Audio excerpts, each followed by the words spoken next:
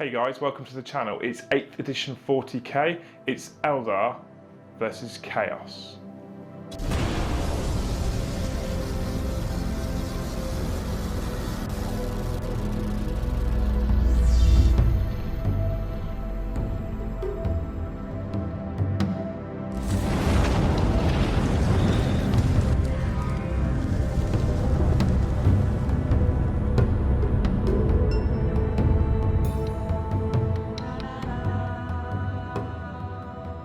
Today on this planet, the Eldar have spewed through the webway only to be faced by their famous ancient enemy. Today we are facing the Slaanesh Daemons. We are playing a classic old matchup. The Eldar are here to take on the evil that is the Slaanesh. I can't speak today. What? I'm so afraid of these demons, you see. Because Ancient Doom, for me, for the first time ever, will come into effect. So on this battlefield, we are playing against Noel. Say hi, Noel. I know. I know. I stole that from Winters because it's funny. We're playing his Slaanesh Daemons, and they're stunning. It's going to be an absolute bloodbath. I have brought those that whisper. It's an Eldar army. For those of you that are watching Warhammer and seen my Eldar before, it's different to the Simhan taken in the past. This is an army we've acquired from Rob Not Steve from Winters SEO. You may have seen the army on deploymentzone.tv. And it is a ghost host army. It's a Neanderthal army. They are a dying Craftworld, and they are tonight faced by their old enemy. And they're probably not going to have a good time. So it's interesting. We're playing a narrative game, so we're using power level. The reason being, this is 2 days, 3 days before chapter approved drops, so we don't currently know what the points will be for everything. There's leaks and review videos and stuff, but just to be sure, we're not going to use points, we're using power level, which means you can use as many stratagems as you want and psychic powers as you want and all that kind of stuff. Wow. Which is really cool. But it also means that by the time this video comes out, it won't be outdated by chapter approved straight away, which I thought was important. So it's a power level game, it's a narrative game, but what we're doing, because it's ancient enemy versus ancient enemy, is we're just playing kill points. It's a slaughter fest, which suits you, right? Yeah, very much so. Because the Slaanesh Daemons just want to eat me in combat. Yeah, just want those nicely tasty Elder Souls. Yeah, they don't care about objectives. It's narrative, right? They don't care about objectives, they don't care about this outpost, they don't care about the tactical situation, they just want to eat Eldari souls. So, this could be uncomfortable and painful. Let's go have a look at these armies. Okay, today we're bringing a 102 power level of Craftworld Eldar. We're using the Eandon Craftworld trait. This army was built by Rob Not Steve. It's a custom Craftworld. It was made for deploymentzone.tv. If you guys haven't seen deploymentzone.tv, check it out. It'll be linked below. It'll be linked across the screen. That's a website for me and Winters to go and put all our special stuff on. We put out a battle report every single Tuesday on deploymentzone.tv, including Christmas Day. Christmas Day is a Tuesday, right? I think it's a Tuesday. Let's say it is. If it is, then we'll get a battle report on Christmas Day. If it's not, it'll be Christmas Eve. So check that one out, because there's loads of this stuff. There's 3 games with those that whisper whilst Rob Not Steve had command of them, and then he decided he didn't want them anymore, and we decided we wanted to keep them for the channel, so I took them off of him, and now I'm going to use them against Noel, because why not? So they are a custom Craftworld that he built. He wanted a heavy emphasis on them being a dying race and lots of ghost constructs, wraith constructs, that's what I'm looking for. Words. So we have a battalion, a spearhead, and a super heavy auxiliary. Heading up the battalion, we have the Farseer. He has Doom and Fortune as his 2 psychic powers, because Doom is reroll to wounds, which is key, and Fortune gives me feel no pain saves, which I feel like I'm going to need against all of this rending. He has a relic which is called Falchi's Wing. It gives him the fly keyword and allows him to move 12 inches each movement phase, so I thought that was probably quite important as well for speed, and he's got a singing spear in his hand. He's using the Eandon Warlord trait, which at the moment escapes me the name of it, but basically allows him to deny an additional psychic power, and Noel's got a lot of psychics, so I thought that was quite important too. His second in command is a Forge-rolled unit. We are using a Wraith Seer.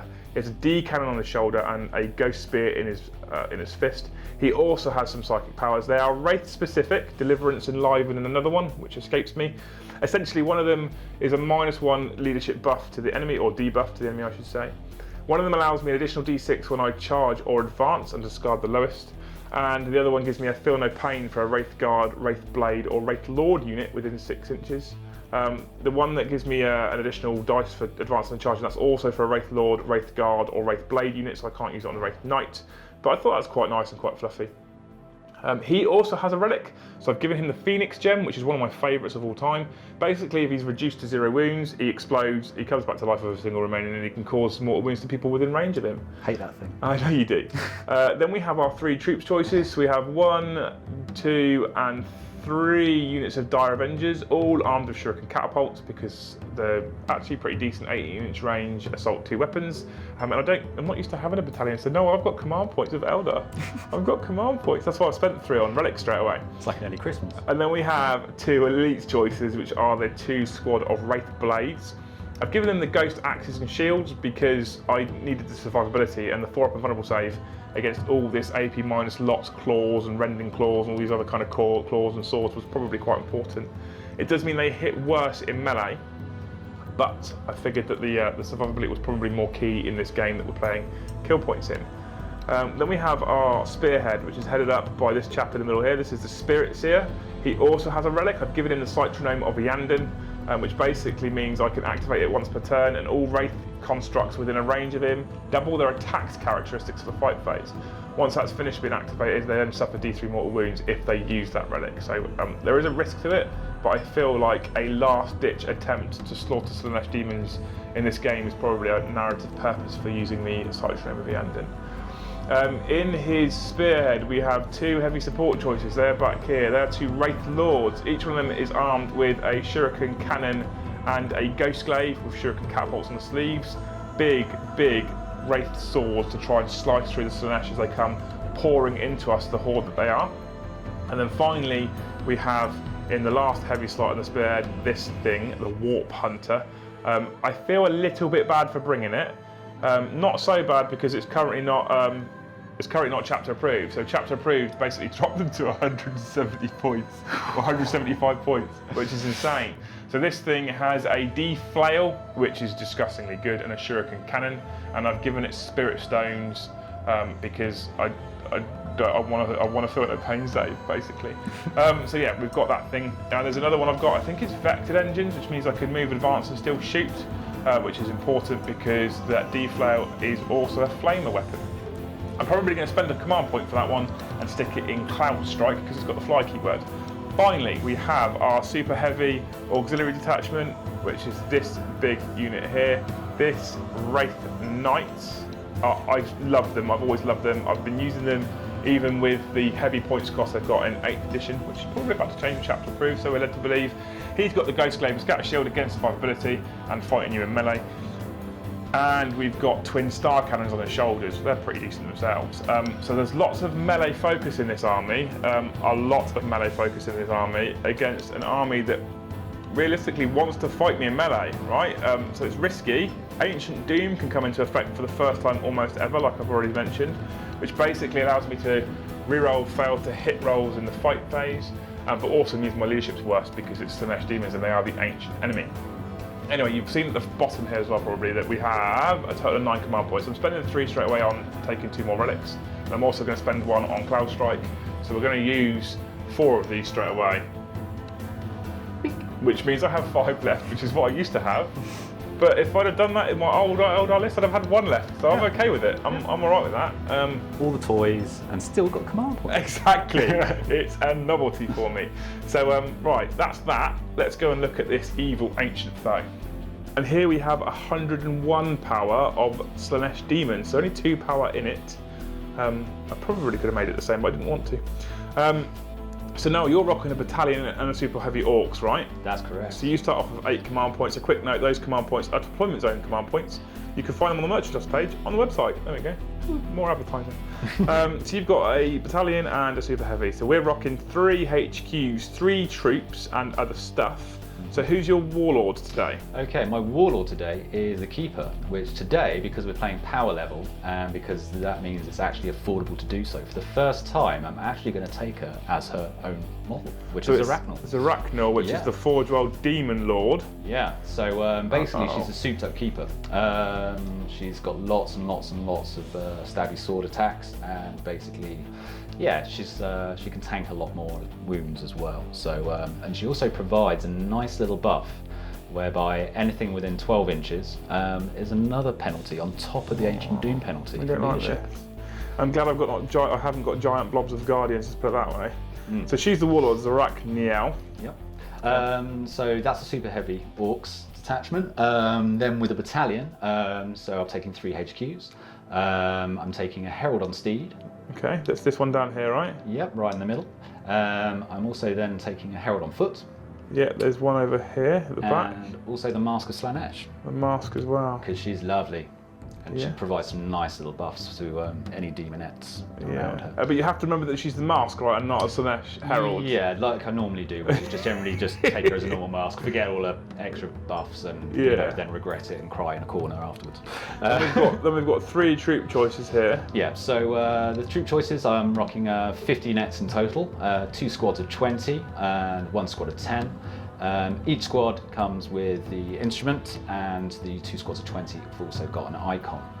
And then for the fast attack slots, I'm taking 2 squads of 10 seekers. Again, each of those squads has an icon and an instrument. So that provides extra speed, so I can come in and give you hugs quicker. So the icon is the one for leadership checks, right? Icon is one for leadership checks, yeah. So the bonus of this one, and it's quite expensive, but it's basically with that one, what I'm really taking it for is, so if I do have to roll for leadership, if I roll a 1, reality blinks and I get stuff back. That's cool. And then the instrument is the one that gives you an additional inch to your advance and charge rolls? That's correct, yes. Cool. So it makes them even quicker. Wonderful. And then for the heavy support slots, I'm taking 2 soul grinders because I love them. And also an extra little benefit, which is again, if the leaks are true, then they're about to see a lovely points drop, and they're actually going to be affordable and probably worth it. Yeah, and they're rocking phlegm bombardment. So they got phlegm bombardment and a harvester cannon. Yeah. And for the close combat attacks, they got the Iron Claw as standard, and I'm taking them with a Warp Claw because they look better and it's more Slaaneshi because claws. Yeah, that's cool. Snip, snip.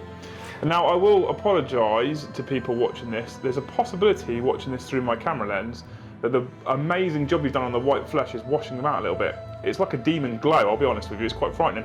But these are stunning painted models, so well done on these, mate, they're awesome. Cheers, man. And it's amazing to get them on camera for the first time on the channel, because I know you've been working on these for a long time. So I'm really excited, kind of, to see what they can do. But I'm also a little bit not excited to see what they can do, because I think they're going to tear through me in this kill point mission. But we did say we we're going to try and do more battle reports on Warhammer, so here we are. 2 new armies for you. Something that you don't see very often. You don't see mono Slaanesh Daemons, so I'm really excited to see how these work. Mostly. Let's go. They just come to see little cuddles, right? Yeah, little hugs. Yeah, that's what it's all about. And basically just, you know, see those that whisper to their final resting place. They've come to share that ancient doom love. Yeah. That's what we're calling it. Yeah. Yeah, I hope you guys are also excited to see these 2 brand new armies. Let's go and take a look at deployment. Okay, so deployment is complete. This classic matchup is about to start. Those that whisper have mustered all of their ghost constructs. They have called the souls of the Eldari from the Infinity Circuit, put them inside the constructs and marched them to war. They are ready. Now, we did roll off for deployment, because we normally do things like Dawn of War for simplicity. Because of Noel's style of army, I thought, well, we'll roll off and give him a chance of having a better deployment map. And we got this one, something Spearhead, I think it's called, or something horrible like that. Anyway, basically it means the gap from the centre of the board between the 2 armies is about 18 inches, which is uncomfortable for me, but I thought, well, I've got melee weapons, I need to be aggressive, so it was quite a simple choice. Noel did have 11 drops to my 12, I put down first, he will get the +1 to go first. So, I put my Wraith Guard at the front, the reason being, I know this stuff is fast. I don't know how fast, but I know it's fast. So I figured if I put a screen in front, at least it means he shouldn't be able to make it straight to the Seer, the Lords, the real hard hitters in the army, and they're all toughness 6 or 5 up invulnerable saves, 4 up invulnerable saves, sorry. So it gives me a chance to maybe hold him at bay and then tactically sort of move my stuff around and decide what I want to do. If I come around here, you can see that in the backfield we've got the 3 units of Avengers there for Shuriken Fire to come ripping in if and when they make combat. We've got the Seer, the Wraith Seer and the Spirit Seer all in here. The Triumvirate of Psycho sat there organising, instructing, bellowing orders out to their craft world. Searching the schemes of the warp, dangerous today, searching that warp, we'll see how dangerous. And we've got the big knight back here just leaning against the rock, chilling out. Noel's deployment was obviously as aggressive as you probably would expect from demons, so he's got seekers. Yeah, I keep thinking I'm going to call them fiends, but they're the new ones that are coming out in that new kit, right? Yeah, I can't wait for those. More seekers here, though they're obviously the fastest unit he has. Possibly, probably, I don't know how quick that thing is. So they're very, very quick. So obviously they're looking at rushing around this complex and smashing straight into my lines as fast as possible. This is why I put these screening units here, obviously.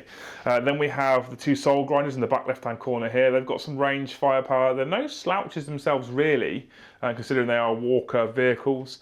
The backfields are full of demonettes. There's a couple of reasons. First of all, he isn't too bothered about how far away they are because of how quickly they move. And secondly, it stops my cloud striking warp hunter from dropping in here somewhere and causing him a massive, massive headache. Finally, he's got his herald in there, herald there, right? And the herald on steed. The herald on steed in here to buff these ones. And then you've got Zarachniel. Big Z. Big Z, that would do, yeah. Yeah. You know the noisy people above us, look, those stairs. Yeah, there she is in her painted on stockings. I don't like that. I'm afraid of that, and she's a greater demon of Slaanesh, so those that whisper don't like that either. So it's going to be interesting. Right. I'm not looking forward to this next part, but we're now going to see who gets to go first. So you both get to roll a dice and add. You get to add 1, don't you? Yes, that's you correct. Deployed first. So Yeah. You're a guest. I'll let you roll first. Very kind of you, sir. Where are you dropping it? I'll be dropping it here. So let's have a nice high score. 2 + 1 is 3. And I get 4. So I get to go first. However, I'm guessing you're probably going to want to try and seize. Yes. And we have this lovely thing that's provided to us by SM Battle Reports. They gave us a nice blue dice which says SM Battle Reports on 5 of the 6 sides.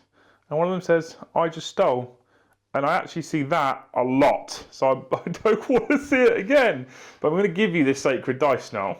Cool. And let you chuck this down on front of us and see if you see some Let's see issues. that side you don't want to. It's just the SM Battle Report symbol. It's a lovely symbol. It is. But it means you don't get to seize. I get turn 1, which I think I needed. Let's move into those that whisper. Craftworld Eldar, turn 1.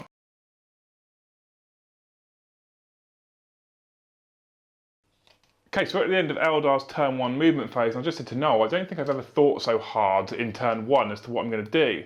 Normally I'm used to facing long-range shooty armies. Normally there's some quite obvious targets. For this, for me, having never faced Slaanesh Daemons literally ever before, and not used to facing fast-moving melee armies, I didn't quite know what to do. Now, it made sense to cloud strike this in here at the end of the movement phase, because he's basically a tank hunter, and they're kind of tanks. I did think about nuking some Seekers, but I found out they're toughness 3. Toughness 3, mate. Toughness 3, yeah. I think they should be more. I think they should be like toughness 4. They're only lesser demons, so... You know. Yeah, I suppose. They're the chaff of the gods. So I was quite surprised that these things here, these Seekers are only toughness 3. Anyway, that made the decision a little bit easier. That's a strength 10 weapon, so I want to try and strip some wounds off of that soul grinder and slow him down and correct speed bump for him. That's kind of the theory. Over here, I did a bit of shuffling around the middle, pulled the Wraith Lords back. I realised that with as close as I was to the Wraith Guard, if he'd have hit me in melee, he would have been able to consolidate in, and I want to stop that. So using these large pieces of scenery here as well, I've pushed the Wraith Blades out as my speed bumps, so they push forward.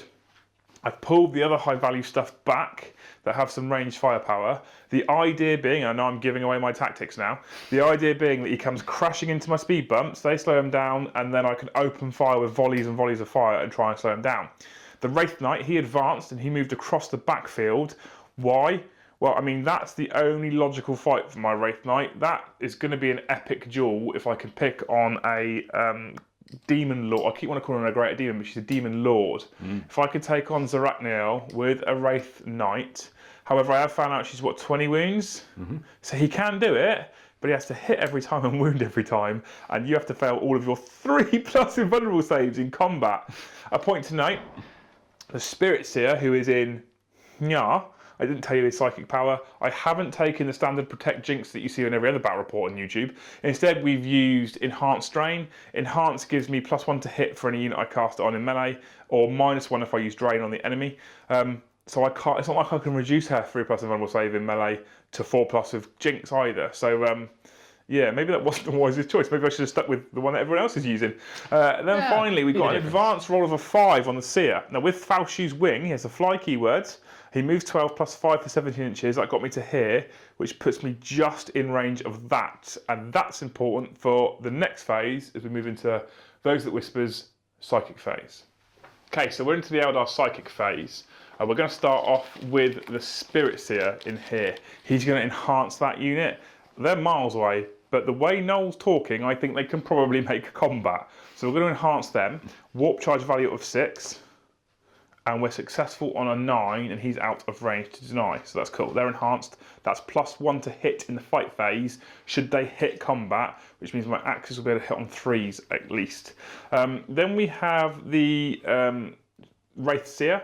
He's going to cast Deliverance on them. That's a warp charge value of 7.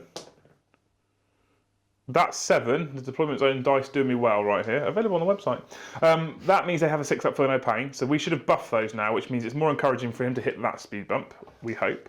And then this Farseer, he's going to cast Fortune on this Warp Hunter. Just throwing a dice on the floor, so I'll reach into my little pocket and we'll try Fortune, warp charge value of 7. And that's a 9, so we get that one as well. That's perfect. I have Smite and Doom. Nothing's in range.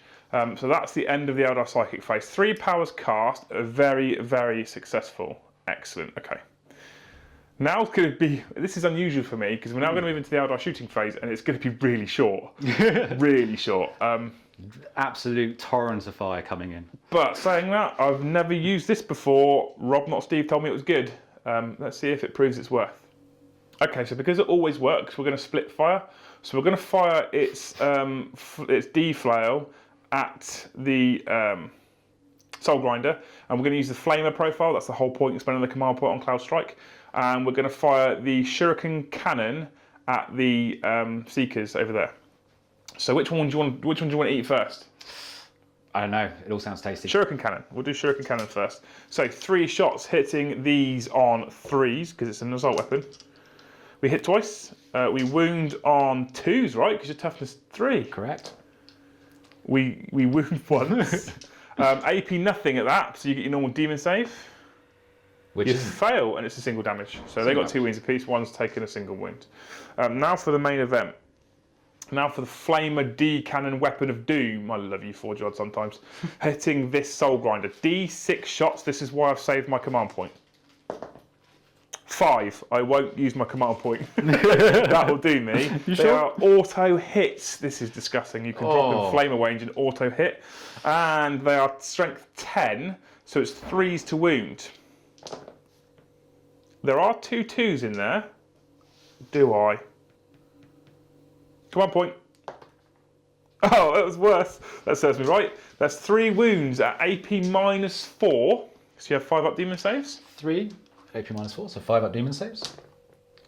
Not 1. 3d6 damage for 15 wounds. I think no, that's first blood.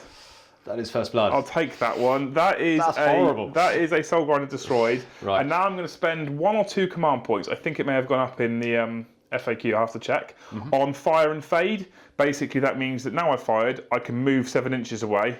To make your charge a little bit longer. Not that I think it makes a massive difference to Slaanesh. I just want to protect him a little bit more. So we're going to fire and fade. And there's the gap where the Burning Wreck now is. The Soul Grinder, the Demon Engine's been banished back to the Warp by the Warp Hunter. Aptly named today. Rob, not Steve. You were right. And they're now cheaper and chapter approved. So that was a successful first turn. It got me first blood. I think I'm going to need that victory point in this game. So he's now been removed. Now there's clearly no charges for the Those That Whisper turn 1 because I'm not in range. You have to be within 12 inches to charge. There will be charges in the in the Demons turn 1. I have absolutely no doubt. So we have consolidated. We've fortified. We've dug in. We've struck. And now we await the Demon Horde.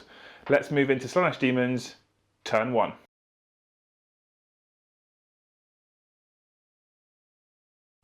So we're at the end of Slaanesh Daemons movement phase. Now, it's normally bad form for me to just show you this little part of the table, but there's a reason, because I'm now going to come out for the overall shot, and you can see that they are no slouches, are they? So as we come in, he's had some Seekers who have moved up here with the Herald on Seeker. They've got a different name, I don't remember what they're called. Herald on Steed. Herald on Steed will do us, yeah. So they're there now. They only got a 3-inch advance, and they still move that fast. So the charge is on for that unit. Don't forget, we've got Enhance and Deliverance on those, which is cool. Now, if we come around this side, we'll just show you quickly that the Soul Grinder did push up the flank. He took the space of the smouldering one. I mean, that's ridiculous, quite frankly, Noel. That's ridiculous. She has lightning fast. She's sprinted across the board. She clearly sees her favourite prey, the souls of the dying Eldar. They also rolled a small advance, and look how far they moved. And then all these nets have all pushed up as well. The deep strike's no longer a concern for him over in the backfield because he's already come in, because I can come in and turn one, because it's narrative. So yeah. That is an absolute rapid advance, and now I feel really good that I put these big speed bumps in the way, because I feel like I'm definitely going to need them. So just a note on this one, the reason why the Zaracnals pushed up that fast is I forgot to mention the Warlord trait for her, Celerity is Slaanesh. Okay. So with that one, it's +3 to the movement. So 12-inch turns to 15-inch. And then I rolled a 6 on the advance. So. And they can advance and charge, right? And they can advance and charge. And they've got Quicksilver Swiftness, yes. I think, which Ladies they always first. fight first. Ladies first. Oh, I don't like it. It's a little bit squeaky time right now. So yeah, so we're going to grab some dice and some Psychic Power card type things. And we're going to move into the Slaanesh Daemons Psychic phase. So you see over there, Noel's got his cards ready. We're going to start off with Zaracniel, and she's going to cast... First off, she is going to cast Phantasmagoria. Yeah, so it's a mouthful. That's what she said. Yeah, okay. Basically, with this one, it's warp charge at 6. If manifested, enemy units must subtract 1 from their leadership characteristic if they are in 12 inches of the Psyker until my next psychic phase. Okay, so you're debuffing leadership. Yeah. So Phantasmagorica, because apparently that's a word, on the Wraith... Well, it's 12 inches, isn't it? So yeah. And what's the warp charge value? Warp charge value is 6. Let's go that's Slaanesh's number. Go for it. That's and 10. You get it on 10. I can attempt to deny with my Wraithseer. I'm not going to for now. So just so as you know, Phantasmagoria plus Zaracnal's leadership buff against you, plus Ancient Doom. Once I get within 3 inches of you, you will be -4 to your leadership. That's fine. I've only got 5 models in there. I'm not that bothered. Okay. If you don't kill them in melee, I'll be surprised. So you can have Phantasmagoria. No worries. What's the next one? Next up, we are going to cast Symphony of Pain. And again, on the Wraithguard unit. This one, again, warp charge value of 6. And if it's successful, you're struck by unbearable pain and must subtract 1 from all your hit rolls, both shooting and in melee. Okay, cool. That's also a 10. Do I? I can deny 2 powers because I've got my Spirit Seer nearby as well. I've got my Wraithseer here, my Spirit Seer here. I think I might as well give it a bash because that means I'm hitting on 5s in melee, which is bad. So we're going to try and deny it. We're going to get a denial on a 6 and a 5. So we stop that power. Rude. Okay. I'm surprised that we can control the warp against demon spawn, but what's next? Right, so the next one is a good old-fashioned smite. A good old-fashioned smite, of course. Are you sure? Yeah. Okay. Which is an 8. I'm going to try and deny that with the Spirit Seer. I don't. You do D3 mortal wounds. For 2. 2, so 1 Wraithguard has a single wound remaining, because they have 3 wounds each. Nice. There we go, 1 wound remaining. Okay, cool. Right, and then finally, the only other thing I've got in range is the Herald on the Steed on the other side. This one in here, yeah? Yeah, and that's the lady just over there. And she is going to cast Smite. Again? Yeah, Smite. Now I know, obviously, Smite has that new Smite rule that's in match play. This isn't match play, so it's still just a 5. For a 6. And that's a 6, so you'd have been right anyway. For D3 mortal wounds. Oh, actually, my Farseer can try and deny that single mortal wound first, because he's close enough. That's a 7, so we did stop it. Thank God for that. Fun was had. So somehow, those that whisper are controlling the warp on this battle grid. I don't quite know how. The demon filth that's present, probably clawing at the Psyker's minds. As we move into the Slaanesh Daemons shooting phase. This is it. This is all he's got. Yep. So it's just the single soul grinder who can phlegm, bombard, and vomit and spit and all kinds of stuff. So he's going to shout his angry words. What's he shouting his angry words at? He's shouting his angry words at the Warp Hunter. I thought that might be He's the going to case. try and take a little bit of vengeance back for killing his brother. Okay, cool. Okay. So what are we firing first? First off, we're going to fire the Harvester Cannon at it. Okay. So obviously, because I did move and it's a heavy weapon, -1 to hit. So that's 3 on 5s. Oh, 5s. Oh dear. So nothing happened. Yeah, Yay, okay. fun was had. And then phlegm. Phlegm. It's for D6 attacks. 4, not bad at all. So Noel's going to grab himself an additional dice. Again, on 5s. You do hit twice with phlegm bombardment. That's good. Nice. Strength Strength on the Phlegm Bombardment is 8. and toughness is 7, so it's 3s to wound. You wounded twice. AP minus. AP -2 and flat 3 damage each. So I have a 5-up armor save to start with, which I pass 1, fail 1, and then a flat 3 damage means I have 3 6-up Spirit Stone saves. I fail all 3. He takes 3 damage. He's down to 9 remaining. Not a bad start for the Soul Grinder. And I think, dare I say it, this has been probably 2 of the shortest shooting phases we've ever had on Warhammer. It's nice and Normally, when I run the Eternal Slaughter, I have a short movement phase and the opponent has a huge one and shooting phase. But against these, I mean, this is quick. We might be better get 2 or 3 games in. Yeah, not a lot of rate. attacking. But now it's going to be a long phase. Now it's going to be the longest phase I think we've seen so far as we move into Slaanesh Daemons. Charge phase. Charge phase, yeah. Charge phase and then fight phase. Okay.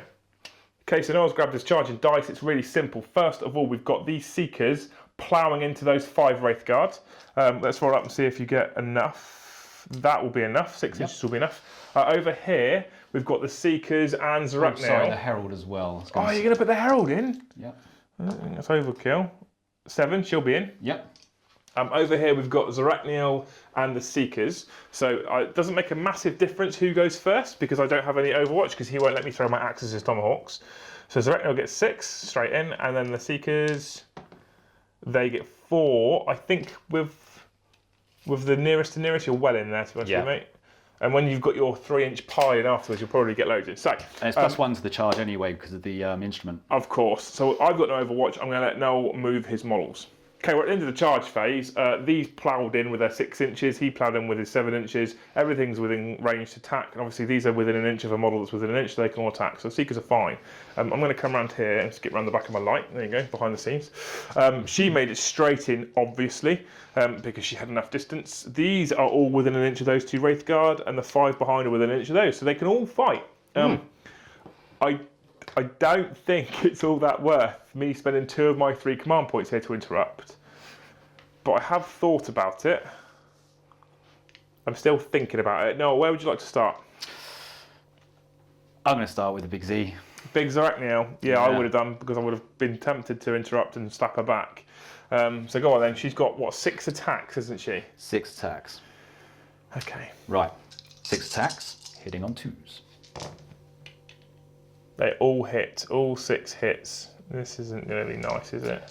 Toughness? Is 6. So, strength 8. So 3s. Okay. Ooh, not so good. No. 2 failed. No, 2 didn't. 2 passed. 4 passed. failed. Yeah, I know what I Right. meant. English, yo. Yep. AP Right. minus. AP minus is 3. Now this one is AP minus 3 for 3 damage. Okay. This one, because it's a 4+, that causes 3 mortal wounds instead of 3 damage. Okay. So that one I can't save against, right? Correct. Because it's 3 mortal wounds instead of or in addition to? Instead of. Okay, so 3 mortal wounds. 3 mortal wounds. Right, so this one's dead because it's 3 mortal wounds, and another one's onto a single wound remaining, which we'll put over here. So the one that's 3 damage, rather than 3 mortal wounds, I have a 4+ invulnerable save against because of my shields. I save. I'll check their 4+s, but I think they are. Okay, I checked and I was right. It is a 4+. A 4+, so that one's saved. So now Noel's now got a bucket load of dice, but I'm going to stop him right there. Okay. Because I'm going to spend 2 command points and interrupt. Because I think it's worth it here. And I'm going to spend 2 command points to interrupt with these 5 here. That's 2 command points. You've only got 3 left. I know I have, and it's not even an Eldar stratagem, but I just think it's worth it. So they have 10 attacks. They hit on 3s because I put enhance on them, and because of Ancient Doom, which I've never ever used before, I get to reroll fail to hit. So 10 attacks, hit on 3s. Cool, and I reroll 1s and 2s. Now this is an odd one, but this is how it works. Bear with me. This 3 is a natural hit that becomes a natural miss for the axe and then becomes a hit. So I don't re-roll that one. So some people would argue you re-roll that one because it becomes a miss with the axe, but then because I've got the plot. Anyway, by the way, that's hit. These 2 have failed, so I re-roll. And I get an additional 1, that's cool. So I get 9 hits in total. My axe is a strength 7, so I wound on 2s. So that's lots of wounds. That's 8 wounds at AP minus 3. You have demon saves, 8 of them. 7, 8, right.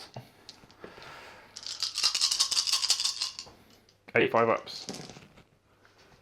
You pass 2, fail 6, right? So the first one is dead because he was on a single mortal wound. A single wound gone already, sorry. Yep. So we've got 7 left. So D3. 2, another one dies. That's 1 down so far. D3. 3, another one dies. That's 2 down. I've got 5 more to go. 1 plus 1 is another one dead. 3 more to go. 1 plus another 1 is another one dead. And then 1 more. I could really do with it being more than a 1. 2. So that's another one dead. Okay. Ugh. So we slaughtered 6 Seekers before he even got to fight with them. Because I interrupted. I think I needed that. Because I think I'm now going to get a lot of trouble on this flank. I can see this flank collapsing really quickly. So now these Seekers are going to attack. They might as well. There's 20 attacks from the Seekers, but the Heart Seeker gets an additional 1. It's like a squad sergeant, essentially. So 21 attacks, hitting on good. Hitting on 3s. Ooh, a few 1s and 2s in there, but lots of goodness. Do you get any rerolls for being in range of her? No. Oh, okay. There are strats, but I didn't use them. Okay. Yeah, cool. Right, so you are toughness. 6. Toughness 6. So I am wounding because there's no herald close by on 6s. Oh, really? Yeah. Oh. But those 6s are AP minus 4. Oh, good. Okay. There are 4, 6, 5 6s in there. Are they single damage? They're single damage. So it's 5 for up and vulnerable saves. I failed 2. So I lose this guy. I take another wound on this guy, which is cool. And then, because I'm not done. Oh. All right. The steeds get to attack. Okay. Same number of attacks again? Well, I've taken 1 out because obviously, yeah, but basically licky tongues. Right. So 2 attacks from the tongues. Yeah, you're about to get tongue bastard. This is definitely a U army. Okay. So 20 attacks with tongues.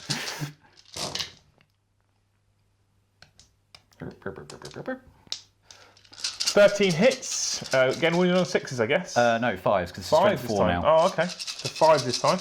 And it's just AP dash. So 1, 2, 3, 4, 5. So another 5. This time it's 3 up armor saves. Another 2, 3 wounds through, which means that guy's now dead here, and this guy's on a single wound. It doesn't sound that bad, does it? Apart from the leadership check that will come. I'll do that now quickly because there's no more fighting here, and he has got the Herald and the other Seekers. Thank you. So my leadership's 9. I'm at -1 for the psychic power cast. Yeah. Yep. Because I didn't stop that one, did I? No. I'm at -2 additionally because of her. Yep. And I'm at -1 for Ancient Doom. So it's -4 plus the 3 that I've lost so far this phase is -7. So 2s are a pass. Anything above is a dead model. So they're both dead. That is a failed leadership. Ancient Doom coming into effect. Clearly this is our most horrific of enemy, of foe. Let's move over here and do these Seekers. We're going to fight over here now. You're going to do the Seekers first, I think? Yeah. So we get 8 attacks, well, +1 from having the Heart Seeker. So there's 9 attacks here, hitting on 3s. Ooh. Not too bad, I suppose. Yeah, just above average. 5 hits. These are +1 strength, though, because there's a Herald nearby, so these now win on 5s. There is a single AP -4, which means I have a 4 up invulnerable, which I pass. Now the steeds will attack with their 8 attacks, hitting on, again, 3s. Ooh, okay. Oh dear. Yeah. They clearly have been, have been a bit shocked by the retaliation from the Wraith Guard. Yep. We have 1. 1 wound. This is a 3-up armor save, which I pass. Yep. And now your Herald. Okay, now it's the Herald's turn. She's got 4 attacks on her own, hitting on 2s. Yep. 3 hits so far. Strength is? Strength is 5. 5, okay. Because obviously she's... Strength 4 base, +1 for herself. Exactly. Still, it's 5 to wound. And that is a wound and an AP -6. So the normal wound, is the normal wound an AP anything? AP -1 and then AP -4 for the 6. So they're both 4 up invulnerable saves. We fail 1, 1 takes a wound. And then you've got 4 attacks from the steed, right? 2, because Oh, it's just 2. Oh, of course, single steed, yeah. Yeah, single steed. Both hit. Okay. And another wound. This one's a 3-up armor save, which we fail, so 2 wounds off of 1. And that's it. Okay, so 1's down to a single wound remaining. I don't lose any. My leadership is at -1 for Ancient Doom, so I'm okay. Cool. In the meantime, because I lost, I need to also then make a roll. You have a leadership check, yeah? At -lots. Yep. Please be a 1. That's a 1. You know what that means? Reality blinks. Okay, what that means, reality blinks on a 1. D3 Seekers return to play and come back from the warp. Come on. Yes. 3 Seekers back from the warp. I'm sure you'll take that. Yeah. Dear, I spent 2 command points to remove those. But that's your turn, right? So we're going to do some consolidating over here in a minute because I get a 3-inch consolidation move. And then we're going to be moving on to those that whisper, turn 2, and it's time to ready the guns. Just a little reinforcement. just a little reinforcement has arrived. That's all right, isn't it? You're trying to compensate. Just a little reinforcement. That's okay? Nope. Okay, maybe in another battle report.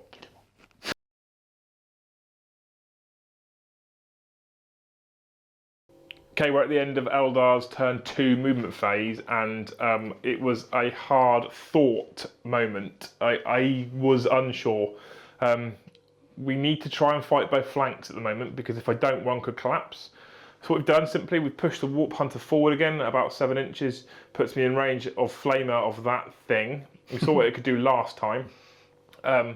We also I was so tempted to disengage those, but I'm concerned that my firepower might not be enough to collapse back. So we've left those in combat. There's a plan for them. We've pushed the Farseer with his fly keyword back across here, puts him within 24 inches of the Wraith Knight and 24 inches of Zorakniel for psychic power goodness. We've pushed these Avengers forward. They're in absolute rapid fire range. I say rapid fire, they're assault weapons, but they're in range with their catapults. And I think with shuriken cannons and stuff, I've got enough to smash these to bits. And if I do, I create kind of a killing lane here. And then obviously the Wraith Knight, the target there is to charge in and drop her. I'd need to hit and wound with everything to kill her. And then you told me something about some sort of demon-based invulnerable save, right? That's correct. She's got a 3+ invulnerable save in combat. By that point, I'd already moved my Spirit Seer over here to drop the Cytronome of Eandon for these guys to try and clear this out, because I obviously can't let one alive. We saw what happened last time we rolled a 1. So I probably could have done with giving him 8 attacks against the 3+ invulnerable save. Hey ho, it is what it is. We made our decisions. We need to live and die. That Wraith Knight, look at it, towering over the Demon Lord. Surely we can beat that thing. And now you stop slurping your coffee. We've moved into the Eldar psychic phase. Apologies, we've got new mics. They pick up everything. We were filming Brom on deploymentzone.tv, and I could hear his nose whistle as he breathed. like an old man breathing. Honest to God. And I texted him and went, your nose is whistling and it's annoying me whilst I was editing the video. He's now really conscious about it. So, yeah, just so the whole of YouTube now knows. That's what we've done. We've been aggressive. We've tried to push forward. We've tried to collapse both these flanks, which means he's got a drip feed me net, although I know they're also fast. Let's see what happens. Let's move into the psychic phase. First of all, we're going to cast Fortune on the Wraith Knight, because I don't think I'm going to kill her, and I want some 5-up invulnerable saves. That goes off with 10. You do get the opportunity to deny it, and because you can deny with the Herald and with her a total of 4 powers, you may as well try and deny everything, because I can only cast 4. This is very true. So you've got to beat 10. You don't. He's Fortuned. We're now going to try and doom her, so it's reroll failed to wounds. That is a 7 exactly. My Runes of the Farseer allows me to reroll any number of dice. So I could take a gamble here. I can roll that. I could fail then and not get doom at all. Or I could get higher, which stops him potentially from denying it. It's a gamble. Do it. Oh no! You got 1. Doom's failed. She's not doomed. Oh, that was selfish. Okay. Command point reroll? No. You can't reroll a reroll, can you? Oh, that's true. So yeah, okay. Over here, the Spirit Seer, we're going to cast the same one we did last time on the Wraith Guard, Enhance, Warp Charge value of 6. That's 5.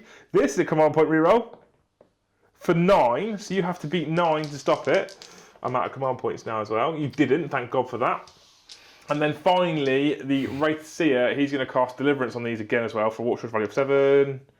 Which we didn't get with 3, so you don't need to deny it. That was nowhere near as successful as last time. No. Slaanesh is closer and seems to be upsetting the schemes of fate. As the demon presence has tightened the noose around around those at Whisper's neck, the warp presence obviously is strengthened as well. We didn't do anywhere near as well as we did last time. Part of that was me being greedy, so it's my own fault. Yeah.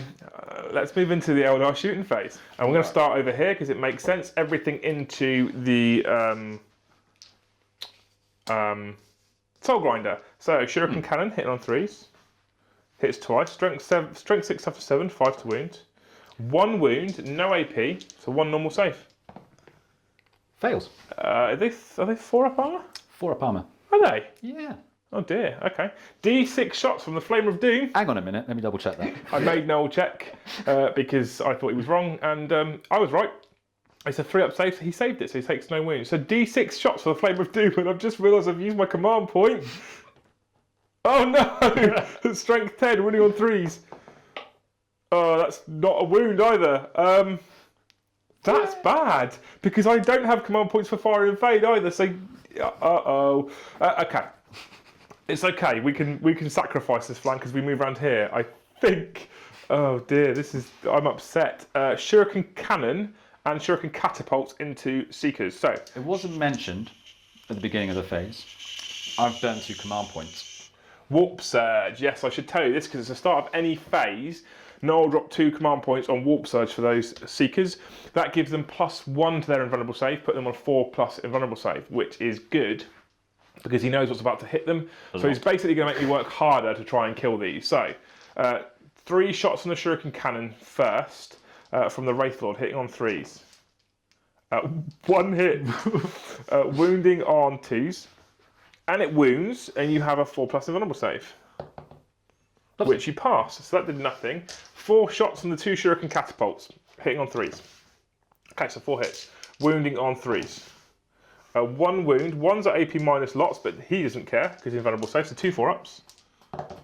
Passes them both. This is not a great start. The next Wraith Lord is going to rinse and repeat. So Shuriken Cannon hits twice. This is strength 6 after 3, so it wounds on 2s.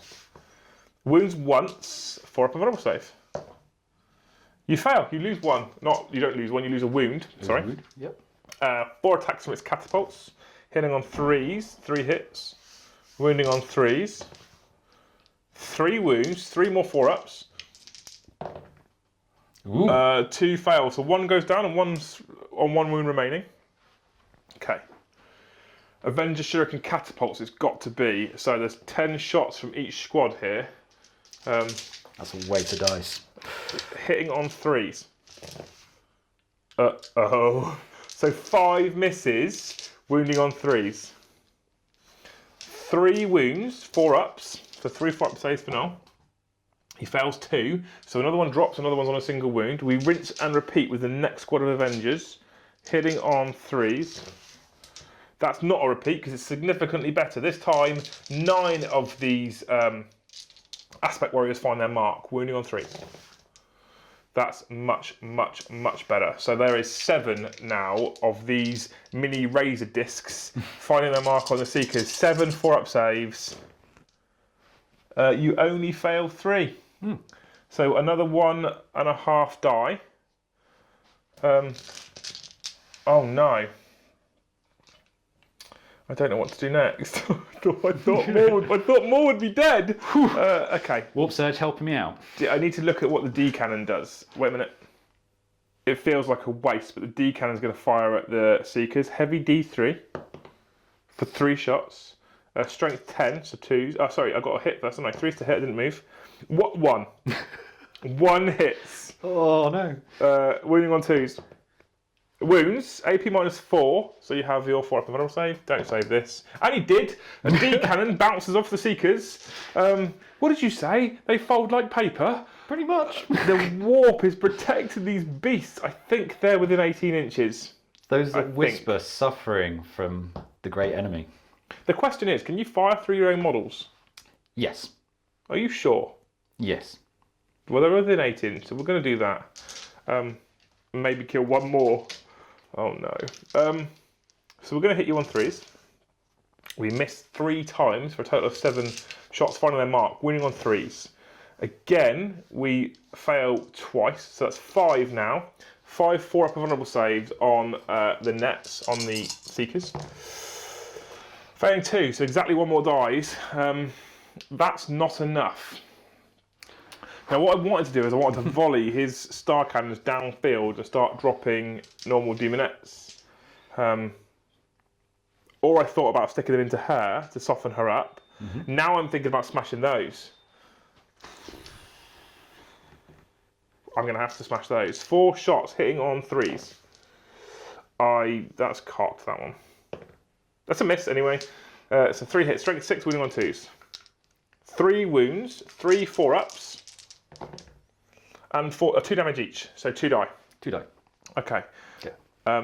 If you roll a 1 on Reality Blinks this time, I'm going to be so upset. All the lols. All the lols. Right, that's it. That's my firepower unloaded. I have nothing left to shoot. So we're going to roll straight into those that Whisper's charge phase. First things first, obviously, the Big Daddy is going to face palm her.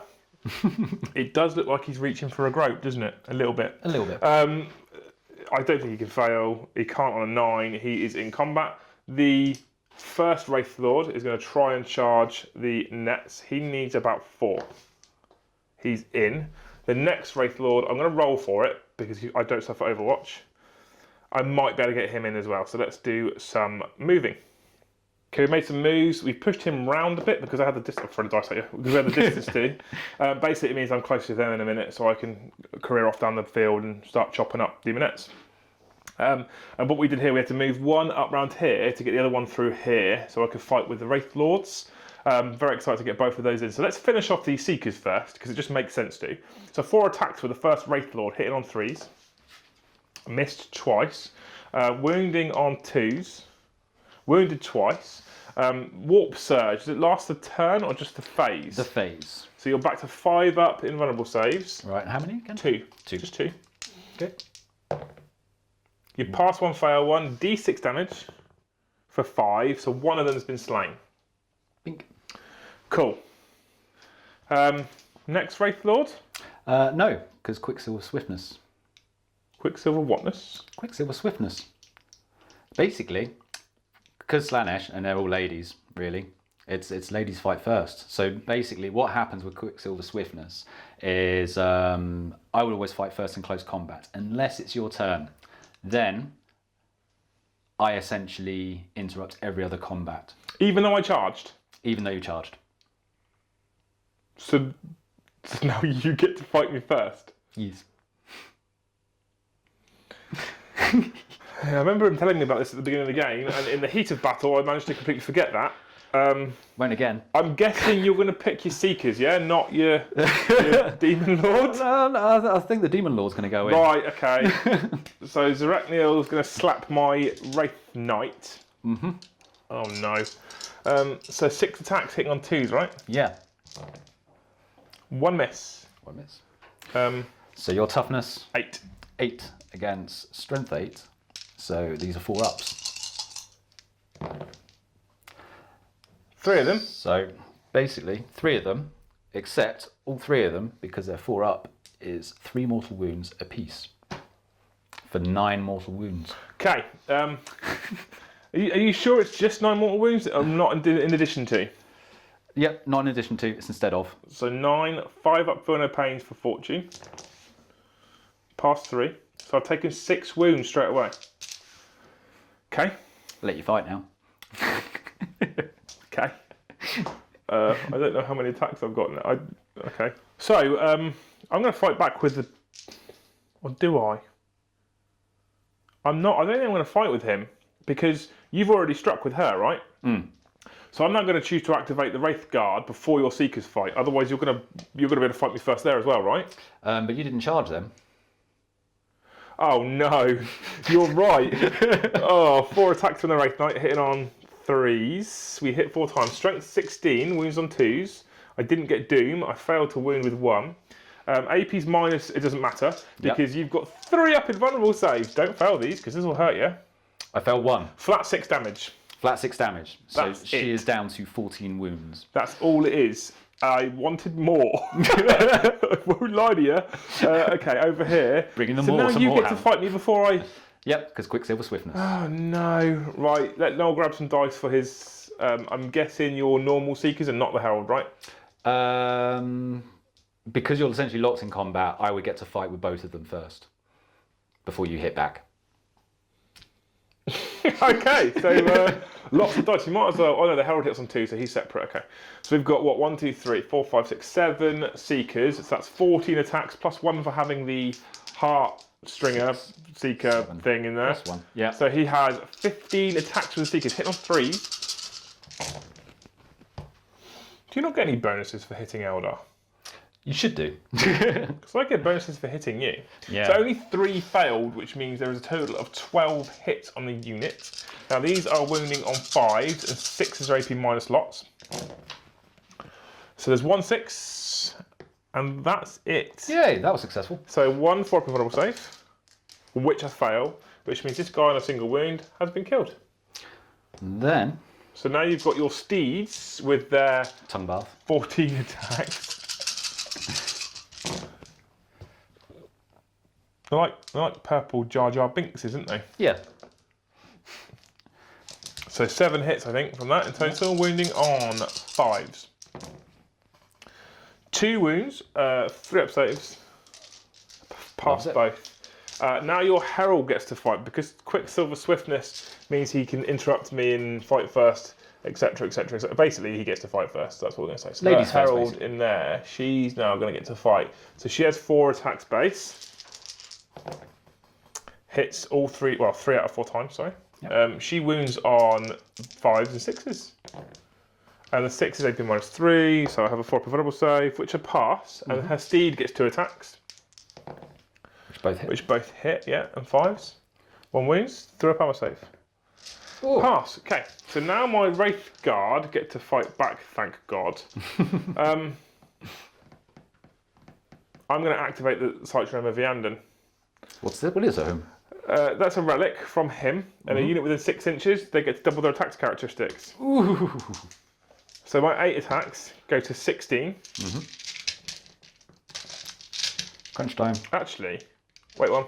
I just had to check they've got the Wraith Construct keyword, which they do. There's a little part of me that thought it might have only been Wraith Lords and bigger, but they definitely have them.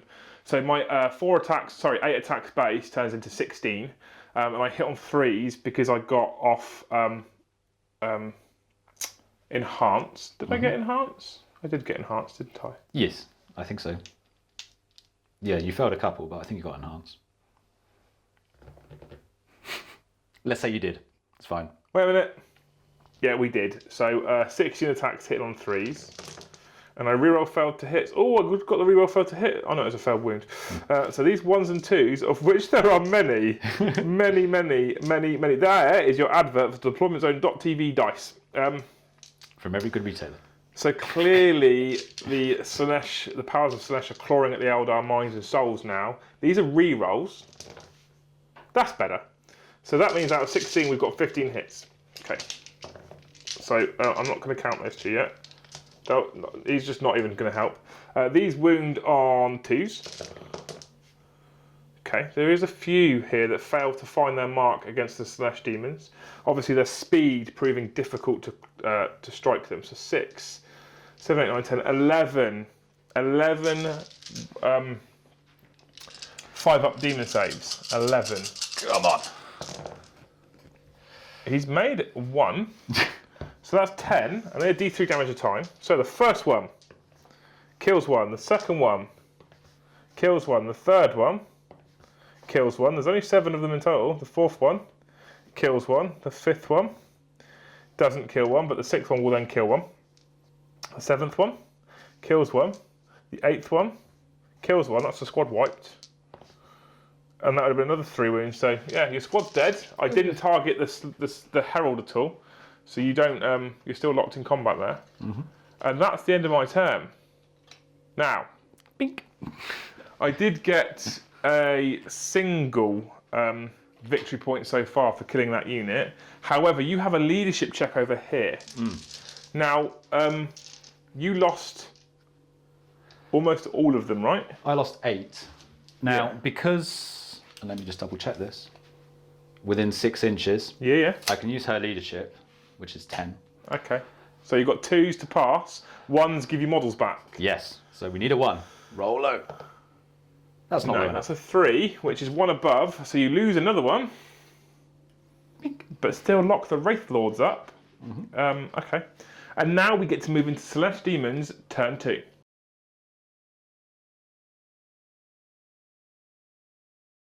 Okay, we're at the end of the Slaanesh Demons movement phase in their second turn. This thing moved up, and I think we know what's going to happen to that thing. Remember, it's already lost 3 wounds, so the Warp Hunter's about to get eaten by a Soul Grinder. Over here, the Herald's locked in, not much that she can do, although she does have the ability to smite, etc. in a minute. Over here, the Wraith Lords have remained locked in with that. He's not going to pull out, obviously, because, you know, never Shouldn't pull out. Exactly. But also what that means is that they won't be able to shoot, etc. So it makes more sense for him to just sacrifice that that Seeker, because essentially that's what you said, isn't it? The first wave comes in, causes their own sort of speed bump, ties some units up whilst these girls come racing across, and you will see how fast they have raced.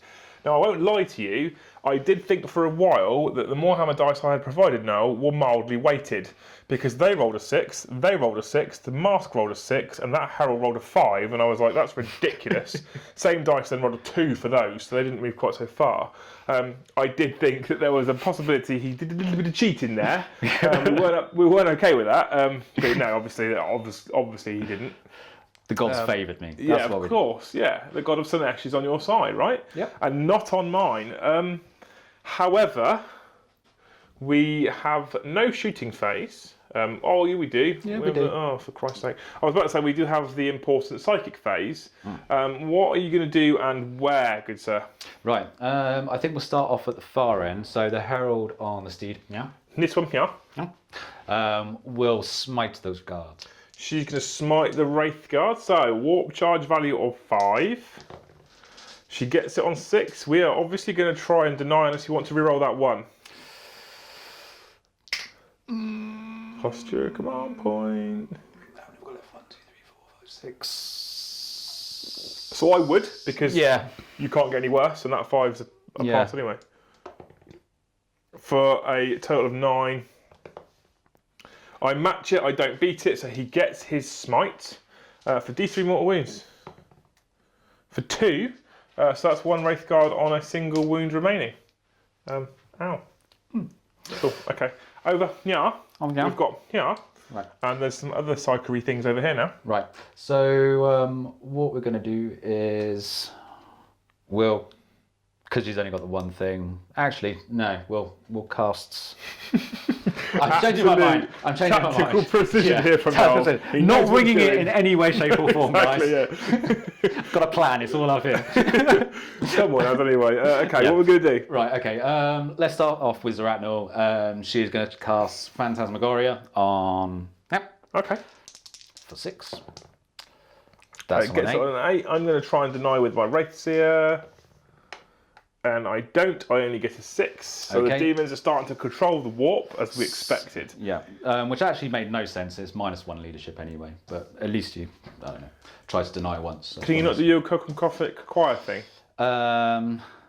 Yes, which does help. Yeah. Because he's at like -4 leadership now, mate. Yeah. Which does help. So Symphony of Pain is also going to be cast on that. Okay.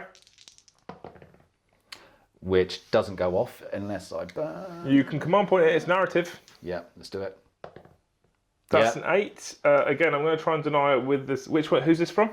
This is from Big Zeon. So I can try and deny that. I fail on a 5. So now you're -1 to hit. Oh no. I wasn't doing great at hitting you anyway. Yeah, now you're even worse. Okay. And now, yes, I'm going to try for Cacophonic Choir coming from the Herald here. Yeah. Actually, I've got 3 powers, so I can try and smite him too. Yeah. Let's do that. So smite him. You get that on a 9. This is one I still can try and deny. This is my last one I can try and deny. I stopped smite, thank God. However, right. So there's a herald down here with Cacophonic Choir. That's how you say it. Honest. Yep. Honest. It's true. And he's going to cast that on this. Now, Cacophonic Choir. That one is like I'm terrible at that. It's like smite, apart from you roll 2d6 and match it against the target's leadership. Now, I think the Wraith Knight's leadership is 9. Wait a minute. Yeah, its leadership's 9. However, it's -1 for the other word that I can't say. Phantasmagoria. Thank you. +/-1 for Ancient Doom, +/-2 for her. So he's at -4, which means his leadership is currently sat at 5. Now what Noel does is he rolls a psychic test, and if he successfully manifests, you roll 2d6 and match it against the leadership, and however many points you beat it by is how many mortal wounds you do. Ouch. Gambler's Smite.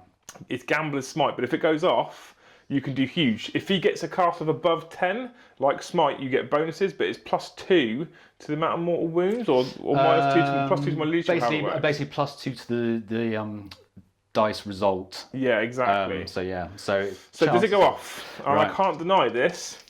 Right. On a 6. Right. That's I would probably let that stand, because this is going to do some serious damage, right? Yeah. So got 12. So you can re-roll one of those with a command point to reduce the risk of perils, but you also get +2 to your leadership roll now. Yeah, it's worth it. I'll take the perils. That's the demon thing to do. Yeah. Okay. Yeah. It's all about excess with Slaanesh. So 2d6 against my leadership, which is now 5. Right. So that's 6, which beats me by 1, which +2 is another 1. So 8. Okay, so 8. Do I command point re-roll for 3? You can. You've got 4 command points over there in the distance. You can command point re-roll both of them if you wanted to gamble. It is Gambler's Smite. And this is the first time it's gone off. Ooh, it's 3 mortal wounds. Sorry, hang on a minute. 6, 7, 8 against 5, so 3. Yeah. You can do both. It's narrative play. You can reroll as many times as you want. You just can't reroll rerolls. Let's try for 1. Okay, roll this one, and then if you get the same or better, you might want to go for the other one as well. No change. Right, let's leave that. So that's 3 mortal wounds. I have Fortune on. I save one of them. So I lose another 2 wounds off of that Wraith Knight. 8 in total lost. Yeah. But that's the end of the psychic phase. Yes. And now we're going to roll straight into, whilst the camera's filming, we might as well, into the Slaanesh Daemons shooting phase. And we have over here, in this corner, the... Soul Grinder. Thank you, Soul Grinder. It's like you knew that I'd forgotten the name. Soul Grinder facing down the Warp Hunter. So we're going to see some normal firepower, same as last time opening up. So you have your cannon thing. Yeah, so we'll start off with the Harvester Cannon. That's the one. Hit on 5s obviously because he moved. Hits once, strength. Strength is 7. So we wound on 4s. You don't wound. And now you've got your phlegm for D6. Single shot. It's alright, it's melee, is it? Command point reroll already, yeah, go for it. 3 shots, hitting on 5s. For 1. 1 hit. Strength 8. Wounding on 3s. It's a wound. AP minus. 2. So 5 up save. I fail. How much damage? Flat 3. So 3, 6 up spirit stones. I pass 1, I lose another 2 wounds. That's 5 off of him now. That's the end of the shooting phase.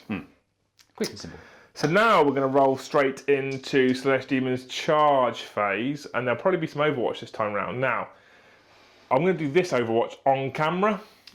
Because it's funny. Because I'm going to use the Flamer profile. Because you will. Of course what? D6 auto hits for 4. Oh. These are at strength 10. They wound on 3s.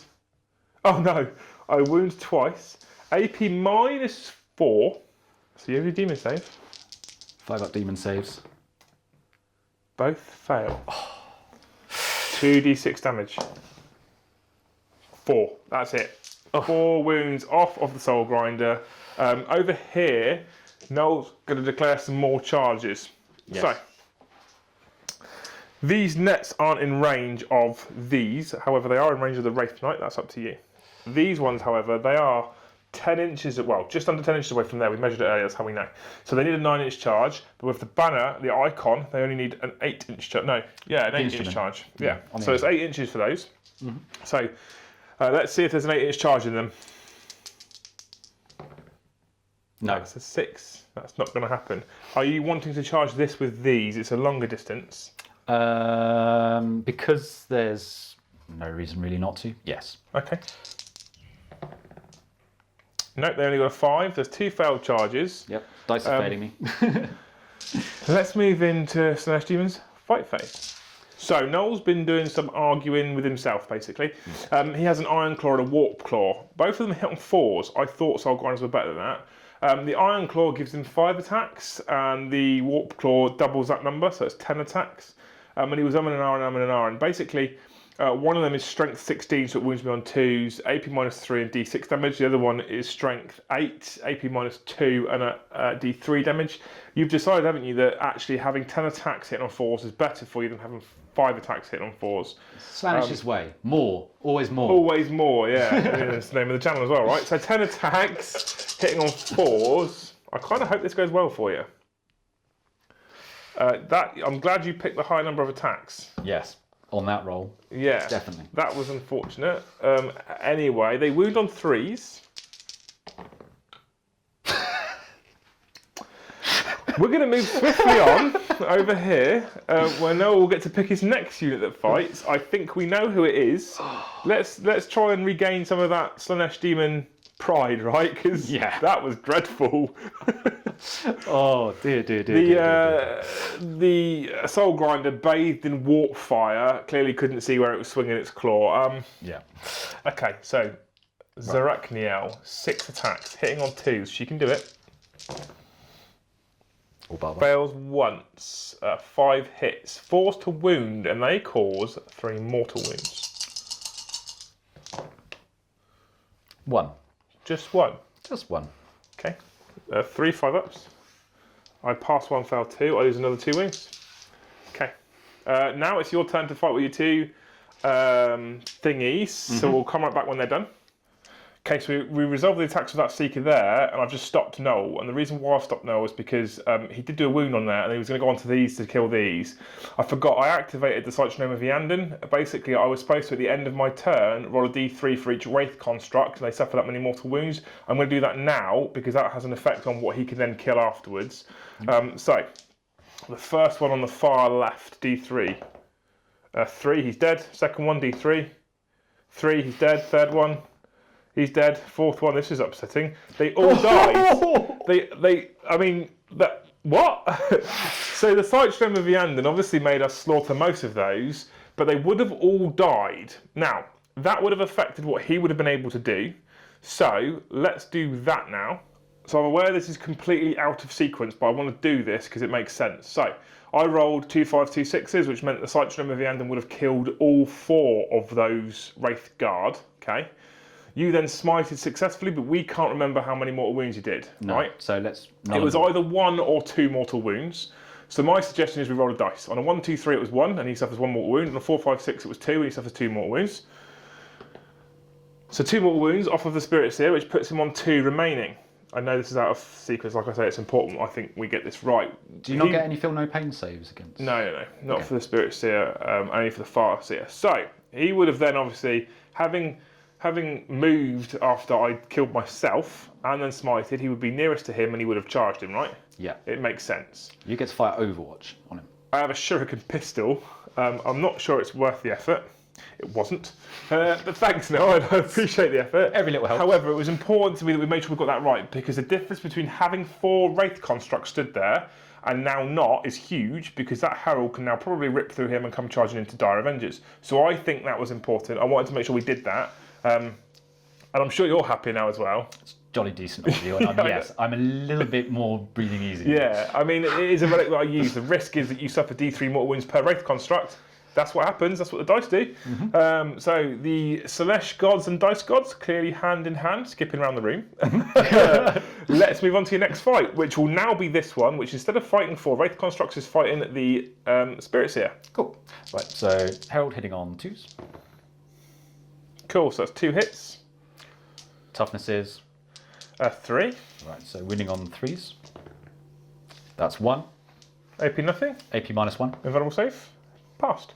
I get to hit back. I think I have 2 licky attacks. tongues. Oh, licky tongues, of course. Yeah, tongue bath. Yeah. 1 hit. 1 wound. I think that's a pass as well. Because I think it's Runic Armour as a 4-up. I'm going to see how many attacks he's got. Yeah, it's Runic Armour, so 4 pluses are saves. They have 2 attacks. They hit on 2s. Hit twice. Their strength is poor, but their witch staffs always wound on 2s. Wound twice. Their AP is nothing, but you have 5-up demon saves. Which one goes through? They're flat 2 damage. Okay. So you lose 2 wounds. So combat there is tied, which is cool. Your combat's now finished, right? So you've done her, you've done her, you've done her. Yep. And we did a whole load of stuff here. We'll ignore that. Well, that never really happened. So I can just do whatever I need to do now. So the Wraith Knight, obviously going to swing its Titanic Ghostglaive. Hits on 1 less now, right? So I hit on 4s because you nerfed with a psychic power. So I hit twice. When you're on 2s. Oh, hang on. One of those wounds was a natural miss, which I get to reroll for Ancient Doom. And then that hits, wound on 2s. So that's another wound. So it's 3 wounds, AP minus gazillion, but 3 plus invulnerable saves. Loves it. I feel like I'm going to be stuck there for a while. So into Wraith Lord. 3 attacks from the first one was Ghostglaive. Hits once, fails twice, rerolls for Ancient Doom. Still fails. Winning on 2s. Wounds. AP minus lots. You've got 5-up demon save. Nope. You failed. D6 damage. You die. Okay, so that one was done at least. We'll consolidate those in a minute. So the end of Slaanesh Daemons turn 2. We've managed to clear this pocket. We managed to clear most of this pocket. We did lose our speed bump. They sacrificed their own souls for the good of the Craftworld. There's a lot there. There's a lot there coming through, and I can't seem to chop through this thing. Let's see what happens. Let's move into Eldar, turn 3.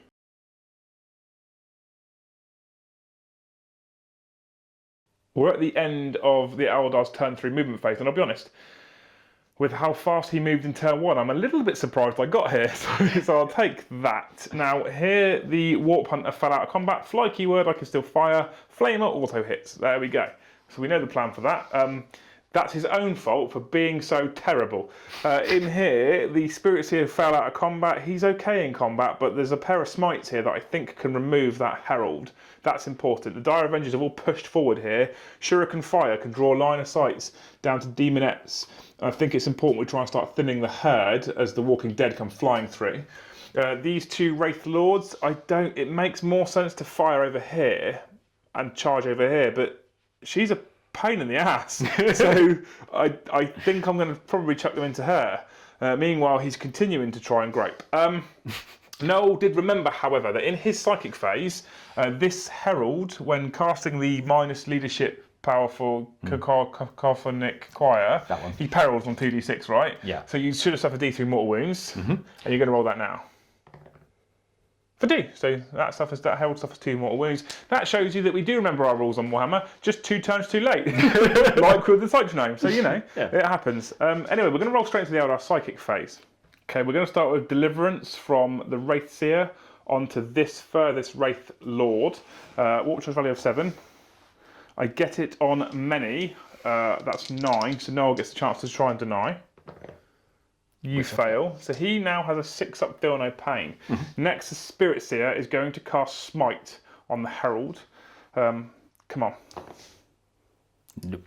That's the perils, and I have no command points left. I am going to, against my better judgment, I'm going to use a stratagem. Are you sure? Yeah. Single command point? Single command point. Warp Surge, not Warp Surge. No, demonic possession. Demonic Possession. I do 2d3 mortal wounds instead. Yeah. Okay, so that is going to kill that Psyker. I think maybe he explodes as well. I don't know. I feel like I maybe should have given him Fortune first before that happened. Wait a minute. Okay, check the rules. They don't have a Ghost Helm. That's just the Farseer. Ghost Helm for the Farseer means that if you suffer a mortal wound as a result of perils of the warp, you get a 2+ feel no pain. Feel no pain? Feel no pain. I don't have that, so he's dead. What it does do is every unit within 6 inches of the Spirit Seer suffers D3 mortal wounds, of which he's not going to get a 6-up, a 2-up against. He's going to get a 5-up against because it isn't him that suffered peril. So I'll roll D3 for the Herald because it's your unit. For 2, putting the Herald down to a single wound remaining. I'll let you roll the 2 dice for the Farseer and for the Wraithseer. So the Farseer, D3 mortal wounds. Whoop. That's 3. I get 3 5-ups for my Ghost Helm. I passed 1, failed 2, so I'm down to 4 wounds left. And D3 mortal wounds for the Wraithseer. That's 1, takes him down by 1 to 11 wounds remaining. He doesn't have a save against that. So, ouch, that hurt. So he has lost. He's lost 2. They're just out. Cool. He's lost 1. Okay, so that's. There you go, camera skills. He's got a single mortal wound left. Single wound left. What do I do? A single immortal wound, if you will. So I've now got 2 powers to cast for the Farseer. I'll explain to you what I'm thinking so you know that it's not just awkward silence. He's got Doom and Fortune, both of which are important to me, I think. However, I can also smite him for a mortal wound. I can rely on his Singing Spear and the pistol on the Spirit Seer, I think, to do the work. I think that makes more sense. So we're going to Doom Zarachniel, warp charge value of 7. A 6. Runes of the Farseer, I'm going to reroll that too. For a 9, so I get Doom on a 9, you get a chance to Dispel. You don't, so she's doomed. And Fortune's going back on the Wraith Knight. I don't get it and I can't reroll it because I used my runes already. So that's the end of the Eldar Psychic phase. The Spirit Seer is dead. So when I was thinking about relying on his pistol, that was a bad move because he's dead. Oh no. So now we're going to move into the Eldar Shooting phase. This could be quite a big phase for those that whisper. So we're in the Eldar Shooting phase. The main event over here, D6 shots from the Flamer. We're going to do the Flamer first. 1 again! Wounding on 3s. It wounds this time. AP -4 gives you a 5-up demon save. And D6 damage. 2 wounds. The Shuriken Cannon hits on 3s. Wounds on 5s. Wounds. 1 more normal armor save, so 3+. And you fail, so you lose another wound. Okay, are you thinking about command point in that save? I won't. I'll let go. Okay. Over here. Warlord on Herald. Farseer against Slaanesh Demon. Ancient enemy. Singing Spear. You know the drills. When we throw the Singing Spear, we go la, and it hits on 2s. It hits. It wounds on 2s.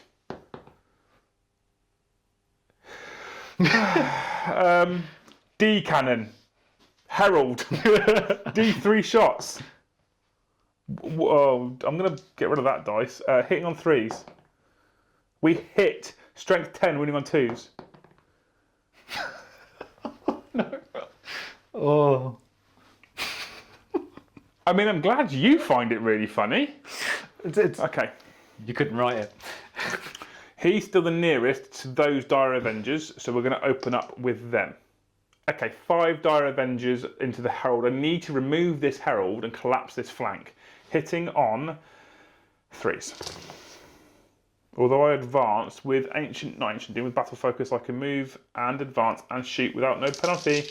So all of them hit. Strength 4, toughness. Toughness is 3. 3s. Okay.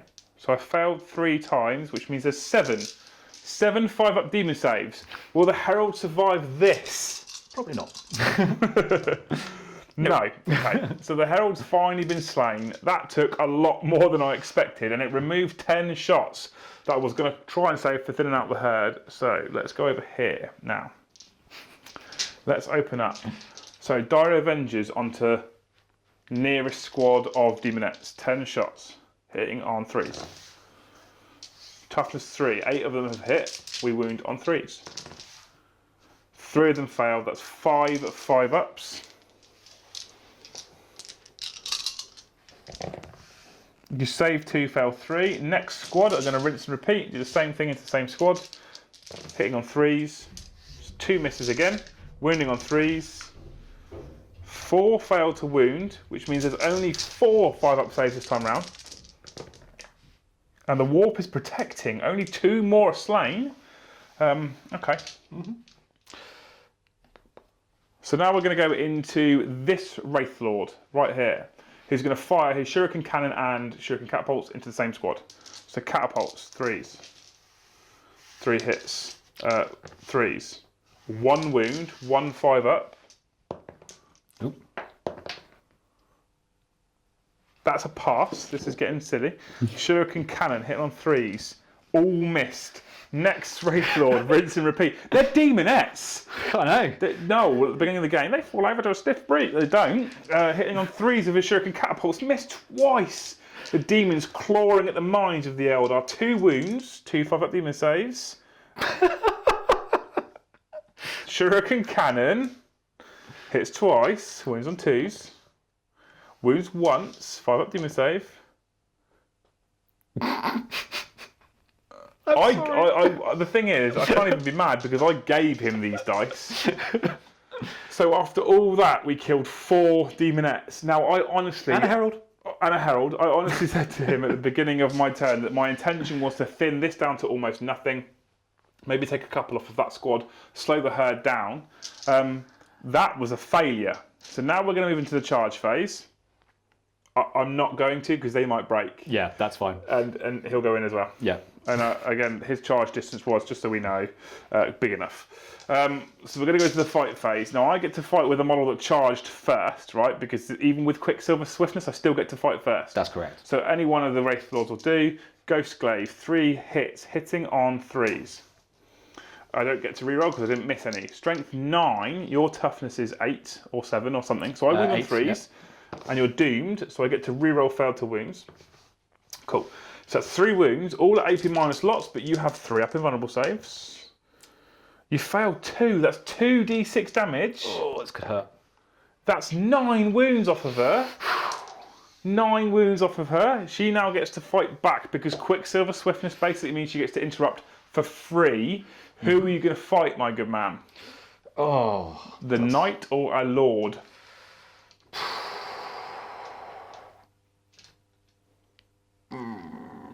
Pressure's on. Pressure is on.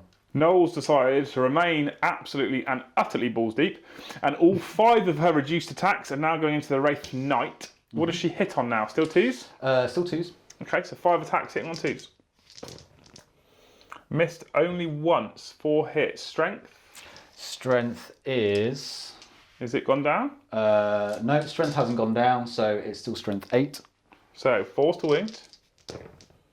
And is it still mortal wounds for 4 pluses? Still mortal wounds for 4 pluses. So that is 9 mortal wounds. And I think I failed Fortune, didn't I? Or did I fail Doom? No, because she's doomed. So I failed Fortune. I failed 1. I'm sure I failed 1. You're asking the person who has no memory. That's true. Let's check the footage. Yeah. Okay, so we went and sat on the Warhammer casting couch, chilled out for a bit, watched the footage back. Yeah. Had a bit of a kiss. Anyway, I didn't get Fortune. We watched it back to make sure that I got Doom and not Fortune, and it was the right way around, which was exactly what happened. So I don't get to stop those 9 mortal wounds with my 14 left. So I've got 5 wounds remaining. That stung. So here's a little 5 for 5 wounds remaining. It does mean that as he's a Yamden, he counts as 10, but it does mean that I'm in my middle bracket, not my top, which I think is less attacks and hitting on worse, so it doesn't help me massively. The other Wraith Lord is going to fight now, because he charged with his 3 attacks. He hits on 3s, he hits all 3 times, he wounds on 3s, and we get to reroll, because I've just watched that I did get Doom. So there's 3 wounds, 3 3-up invulnerable saves. How many has she got left? 5 wounds. Ooh. Okay, let's go check what I can do with the Knight. I thought the attacks profile was reduced. It's not. It's the movement, the weapon skill, the ballistic skill. So I have 4 attacks still when I hit on 4s. And I get to reroll for Ancient Doom. 4 hits, wounding on 2s. And she's doomed. Now I've got 4 wounds. If you fail one of these 3+ invulnerable saves, the Demon Lord falls. Come on. There it is. You have a single command point left. Either the Eldar will take their glory from destroying this avatar of the god that they gave birth to. Are you re-rolling? I'm re-rolling. Oh no! Come on. Dice, don't fail me now. Yes! She survives. She survives with 5 wounds remaining after being attacked by 2 lords and a knight. The Eldar throwing everything they can to destroy, as I said, this avatar of the god that they created. Horrible. I needed her dead. I needed more of those dead. This isn't looking so great for those that whisper as we move into Slaanesh Daemons turn 3.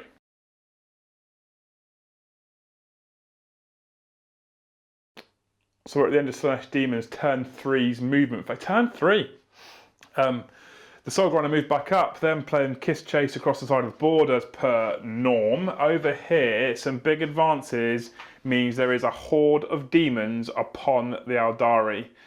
This is an uncomfortable place to be. Now, obviously, these 2 are in combat. We didn't push them in combat because I'd break her hair because it's forged. So I haven't. So they are close, and there is a bit more of a gap there. But I don't want to break his model that it took him ages to put together and paint. So we've left it there. There's not really much explaining to do. There are nets everywhere. The mask is in there. The herald with 2 wounds left is in there. There are nets everywhere.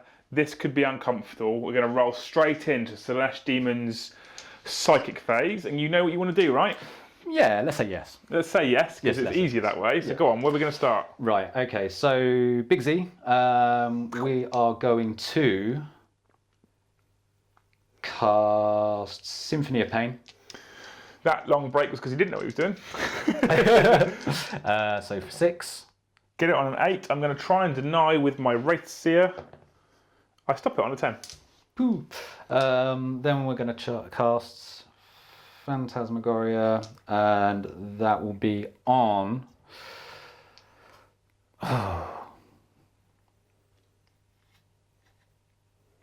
Yeah, it's just Phantasmagoria. So that's on the Wraith Knight as well, yeah? Essentially, it's on her. So basically, it's just an extra -1. Okay, that's 9. I'm going to try and deny that with my Farseer. I fail. It's not worth my reroll yet. Right. And then she's going to cast Smite on the Wraith Knight. Yep, cool. Whoops. Got 1, drop 1. Well, it goes off. That's 7. I'm going to try and deny with the Seer again. I'm going to use his runes of the Farseer to reroll both. And we don't stop it. D3 mortal wounds on the Wraith Knight. I didn't get Fortune. That's 2 mortal wounds. He's down to 3 remaining. What's next? Right, so because Cacophonic Choirs, let us do Cacophonic Choir. That was great English, by the way. Thank you. Okay, eloquent as always. Cacophonic Choir. Cacophonic Choir.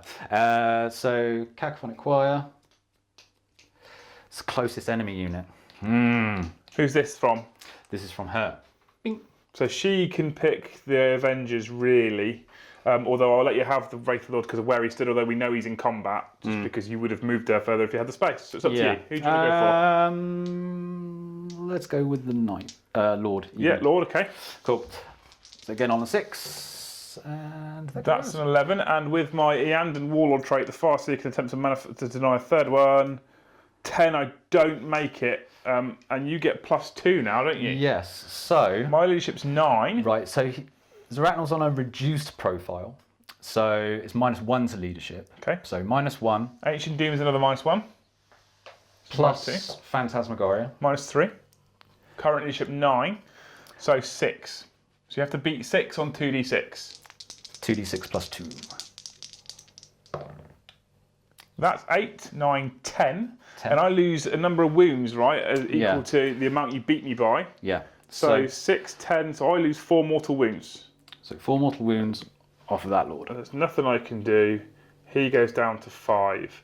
Obviously, he's reduced it at 5, but because I'm Eandon, he still counts as top bracket, thankfully. Cool. And that's the end of the psychic phase, right? Yeah, so straight on to shooting, really, because there's on so to much shooting, of it. And we're going on to this epic beast over here and how well he does in the shooting phase. Yeah. Right, so again, moved. So hitting on 5s with a harvester cannon. Yeah. That's Ooh, better. That's 2 hits. Strength 7. It's forced to wound.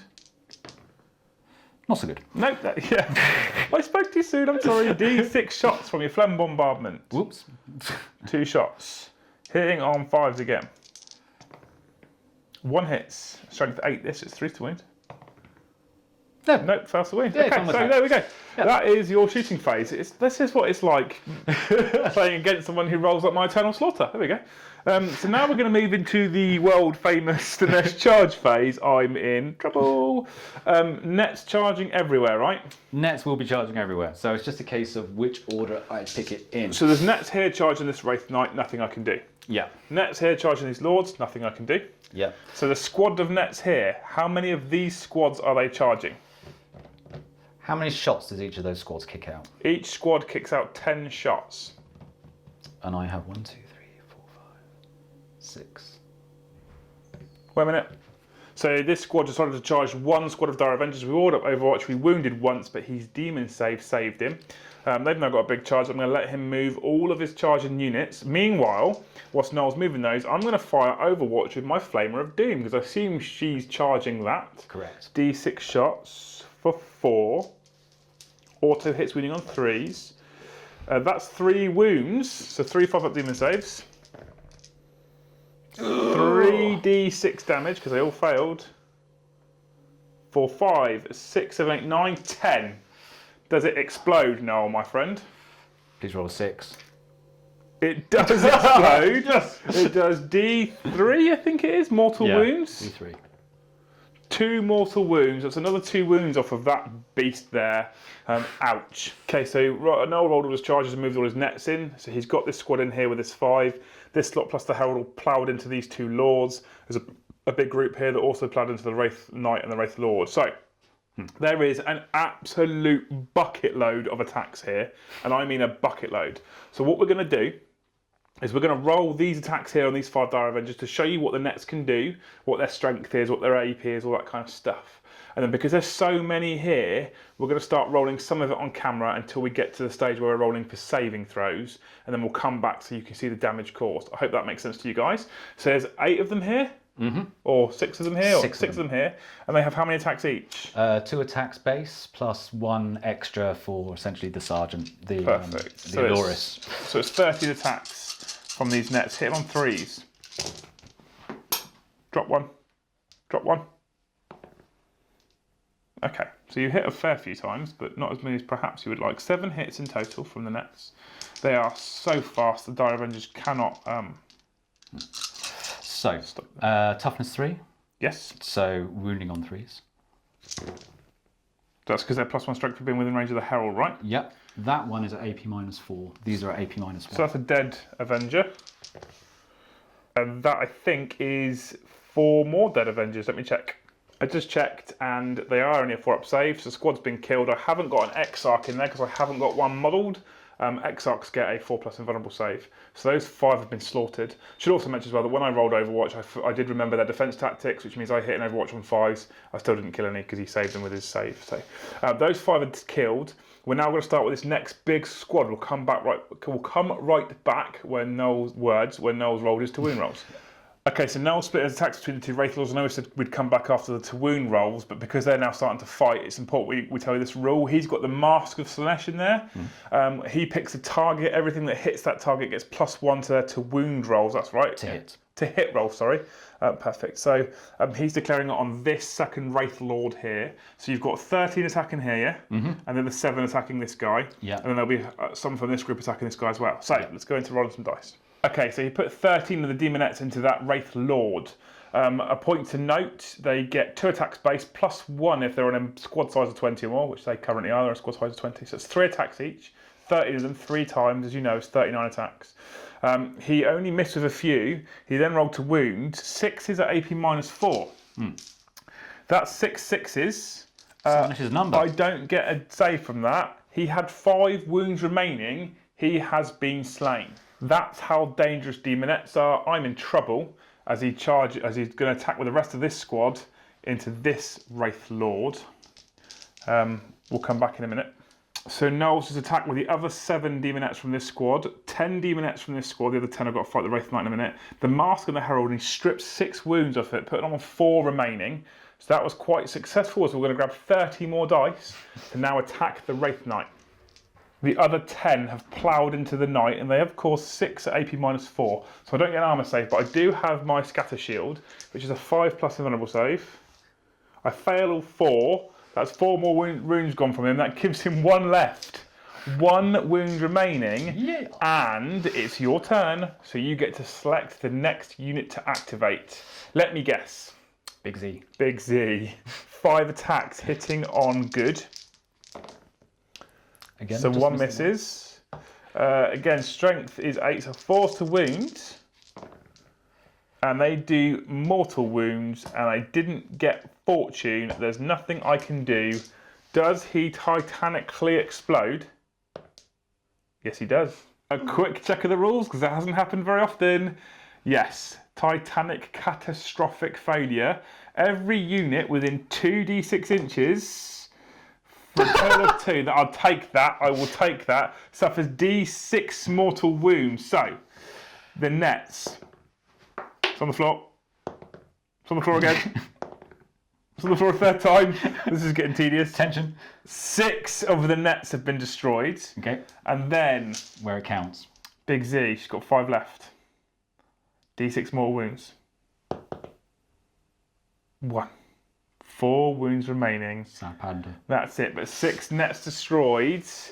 And now it's the fight phase for me. So 3 attacks from the Wraith Lord, hitting on 3s. Although he's been hurt, because he's a Yandan, he still operates at maximum profile. We roll on the 1 for Ancient Doom, so 4 attacks. Wounding on 3s. 3 wounds at AP -3, so 3 up saves for her. Loves it. Oh no, this is not what I hoped for. Okay, that's the end of the fight phase. He's killed the Knight. 6 nets have been destroyed. She's down to 4 wounds remaining. He destroyed a Wraith Lord. It's getting desperate for the Craftworld as we move into Eldar, turn 4. Okay, so Noel consolidated here. It was the end of the turn. He consolidated here and he consolidated into the Wraithseer. Obviously, because he's consolidated, it's still the fight phase that isn't actually the end of the game at that point, in which case I get to fight him with my 4 attacks, hitting on 3s, rerolling for Ancient Doom, and wounding on 2s. So that's 3 wounds for him, so that's 3 5-up demon saves. How dare you use my dice against me? So one of them dies. I'm taking those back. So one of those has been killed. He's doing some more consolidating and piling and stuff. It's looking very, very bleak for the Craftworld.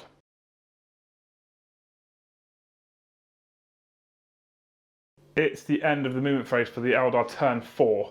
It's looking bleak for those that whisper. The Craftworld are in severe trouble. Their ancient enemy is tearing them limb from limb and devouring the souls of all of these wraith constructs. So we have fallen back. We have left that last remaining hero of the crown of the Craftworld, who now has demons climbing all over his Wraithbone construct. We've left him to fall, to fight, to swing his glaive and take as many with him as he possibly can. Meanwhile, the Avengers, they have fallen, not the Avengers, not like Marvel. No. The dire Avengers, they have fallen back. They've advanced, but they can fire because of battle focus, obviously. The Wraith Seer has fallen out of combat because it makes sense, because I don't want to be there when I can kill them with bullets and sharp, pointy things. The Seer has also fallen back, and this has moved across a massive distance because auto-flamers are awesome. And we're straight into the psychic phase, I guess, because what else can I do? So the Fast Seer is going to cast Fortune from himself onto this Wraithlord to try and keep him alive. Warp chance value of 7. We fail, but with Runes of the Fast Seer, we're going to reroll. That's upsetting. Those dice hate me. Deliverance, same Seer. Fail. And then we're going to Doom Zarachniel. But that fails. So it turns out the demon presence in this warp is so severe, it's clawing at their minds so much that we now have 0 psychic dominance and we roll straight into the shooting phase. Warp Hunter, Demonettes, because I can't target any of this because they're all in melee and I couldn't fool him out the way because he surrounded me. So, Warp Hunter, D6 shots of its flamer for 3. Wounding on 2s. 3 wounds. 5 up to demon saves. 1 pass, 2 die. Shuriken Cannon. Hits twice. Strength 6, it wounds twice. Again, 5 up demon saves. 1 more dies. We're going to move on to first squad of Dire Avengers. And here we have 10 shots from the Avenger Shuriken catapults. Opening fire. They are clearly starting to panic with this warp spawned filth in front of them as only 4 find their mark. 3s to wound, 2 wounds. It's enough. 2 5-up demon saves. Sounds like Providence. 1 fails. The second squad, as they pull out with their perfect tactical retreat, opens fire with the same number of shots. Missing 4 times. This squad seems to be more focused. These aspect warriors finding their target and wounding a total of 2 times. 2 5-up saves. Will the demon survive? No. No. That final demon falls. That's all I can do in the shooting phase because I can't shoot at anything else. Now it's the fight phase, and because it's my fight phase, I still get to activate, right? No. Ladies first. Come on, be a gentleman. Oh. Even though... Yeah. Oh, of course, it's because if I charged in my phase, I get to have a go first. Right, okay, I'm with you. That makes sense. Yeah. Okay, so at which point, just roll her. Yeah. Because he's got not very many wounds left. And it's also less dice, so. So he took 6 wounds last combat, for those of you that don't know, and he failed all his deliverance saves. Toughness is 8. So Toughness is 8, so it's 4 to wound. And 4's core, a flat 3 mortal wounds. I didn't get fortune. I didn't get deliverance. I only had 4 wounds left. He has been slain. And that's it. The last Wraith Lord falls. We have a tiny contingent left. I'd love to concede, but actually I'm not doing that bad in terms of victory points. So we're going to let Noel continue on the off chance we can still cling on, and I also don't want to take it from you. I want to give you the opportunity to slaughter. I know how much hatred you have for the Eldar after the last couple of editions. I have a lot. So we're going to let this continue as we move into Slaanesh Daemons, turn 4.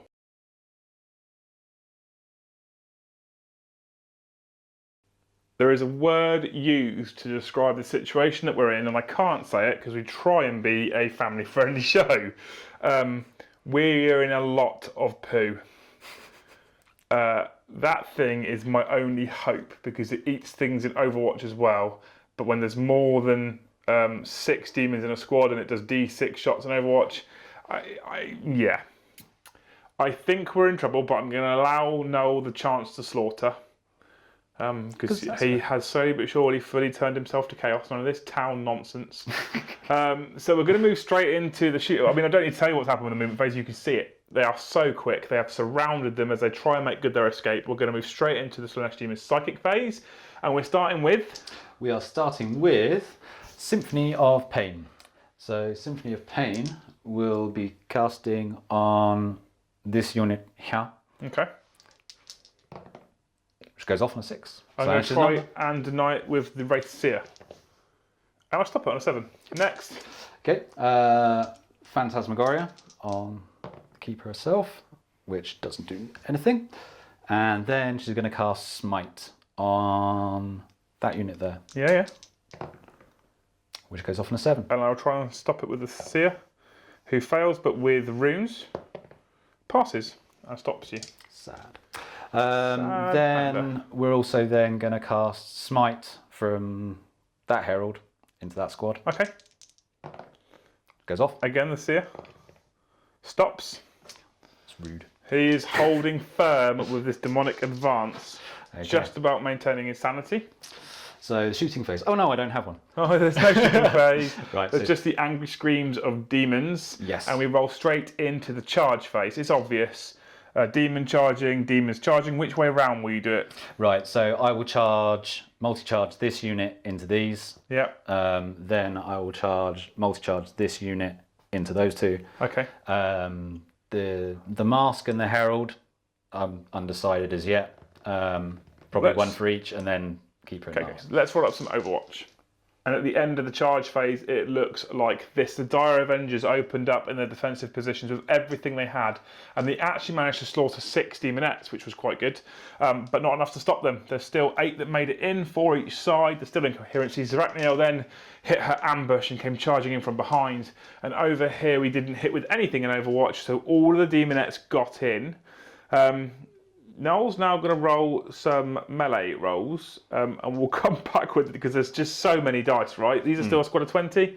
Yeah, it is completely unscathed. We've already seen what Demonettes do with Dire Avengers, so rather than show you all these hundreds and hundreds of dice, we're going to roll straight through. Yeah. And after rolling more dice than I care to imagine, this is how it looks. 2 Avengers did survive from 1 squad in there.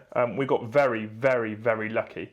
In here, the Warlord, he's been slain. So as you'll see on the screen, so the Warlord is now a thing for Noel. You have a victory point for that, well done. And he's been taken down to a single wound. He retaliated with his Ghost Spear, hitting the Mask of Slaanesh, and he didn't achieve anything. Actually, I only hit you once out of 3, but I get to reroll failed hits. Yeah. And I hit 2 more times. And I wound 2 more times. I'm glad I remembered that. Ancient Doom being a thing, obviously. And you fail a single invulnerable save, and I did d6 damage for 1. So I took a wound off the Mask. Wasn't worth the time. I'm sorry I wasted your time, guys. Okay. So that's the end of Slaanesh Daemons turn 4. We rolled leadership for those. I rolled a 2. They're at -2 for Ancient Doom and Zarachniel, and they obviously lost 3. So 2 means they totaled 7, and they're okay. But that was uncomfortable. I thought he was a goner and they were a goner and this was obliterated. At which point, because I have 1 more drop than him and he'd got to slay the Warlord, it's an auto win pretty much for Noel because I'd have had 1 unit left. But he didn't kill the Wraithseer.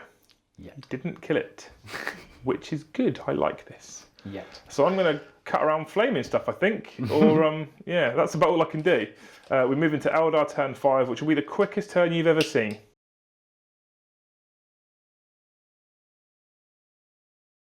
As I said, very quick. I can't do anything with him. He's stuck where he is. Apart from cast Deliverance on himself in the psychic phase. These Avengers fell out of combat. I know it seems daft. There's no point me fighting the Slaanesh Daemons. I'll just get slaughtered. At least when he charges me, I hit an Overwatch on 5s. So I think that's worth it. The Warp Hunter has moved within flamer range of Zarachniel. Yeah, that thing. Just because that thing's become my mortal enemy now. I've been trying to slap that thing to death for 4 turns with no success. So now it's time to open up with Like the your Flamer. wife, she just won't go down. It's like the Flamer of Doom. D6 shots for 4. Auto hit, strength 10, wounds on 3s. For 2 wounds at AP minus a ton, only a 4+ invulnerable save in ranged firepower. Saves 1, fails 1, D6 damage. Roll low.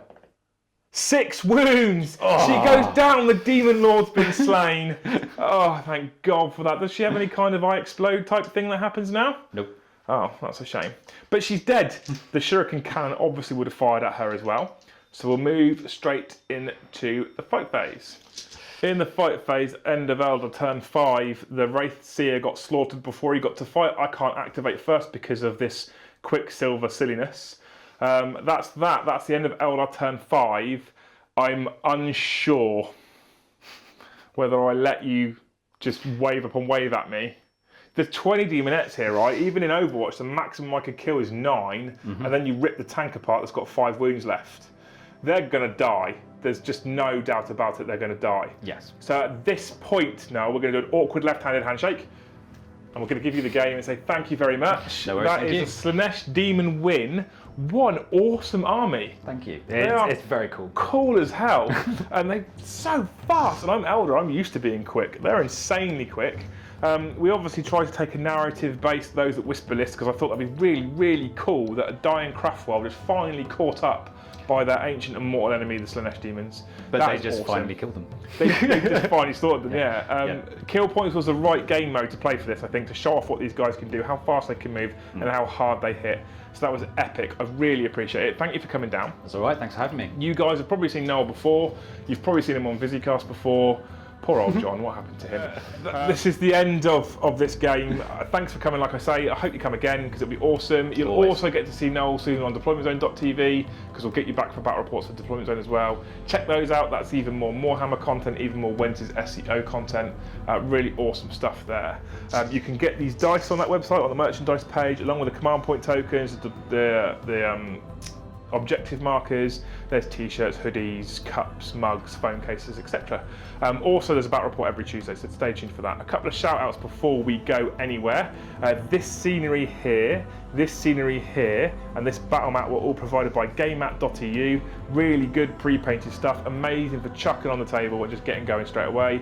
We obviously add little things like gravel and stuff, but this stuff's simple enough, you just buy it from pet stores, believe it or not. This stuff here, this awesome stuff here, this pre-printed MDF terrain that comes from the XLC. They've just finished the Kickstarter and they're kicking out Desecration City to all their pledges backers so far.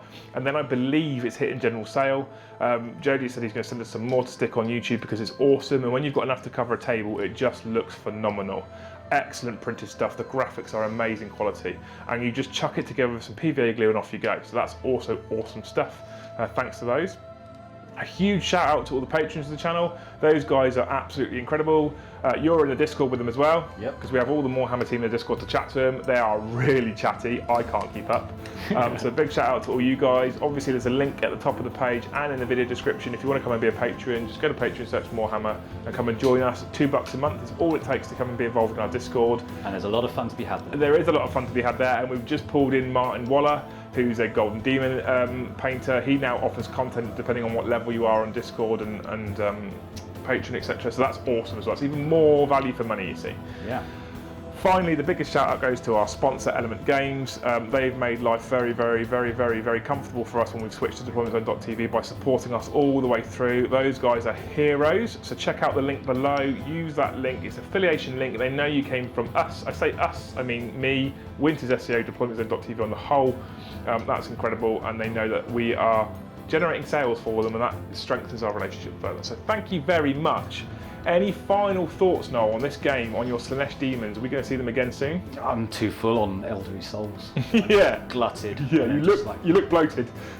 Yeah. Does this make me look fat? They're a really cool army, right? That was, I mean, It was super fun to play. It was super fun to play. So if you guys have seen Noel in the past, he used to run Tau. I say used to, he still does. Yeah. But he runs Tau as his main primary army.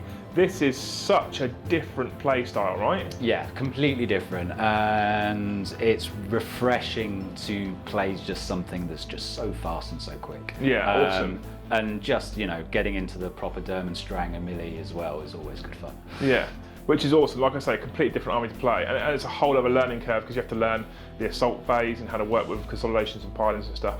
And they're really cool. They hit like a train. They do fold quite easily as long as you're not making 150 demon saves, right? Yeah. But that was an awesome battle. I thought for a brief moment when I stripped down that soul grinder straight away, I may have over-cheesed it a little bit, and it turns out it was okay. It was quite balanced because there's a couple of occasions there it could have swung over way. Awesome. Thank you very much. Close match. Thank you. Yeah, perfect. Hopefully you'll see some more battle reports on Warhammer soon. I hope you guys have enjoyed this. Stay tuned for more, and we'll see you in the next one.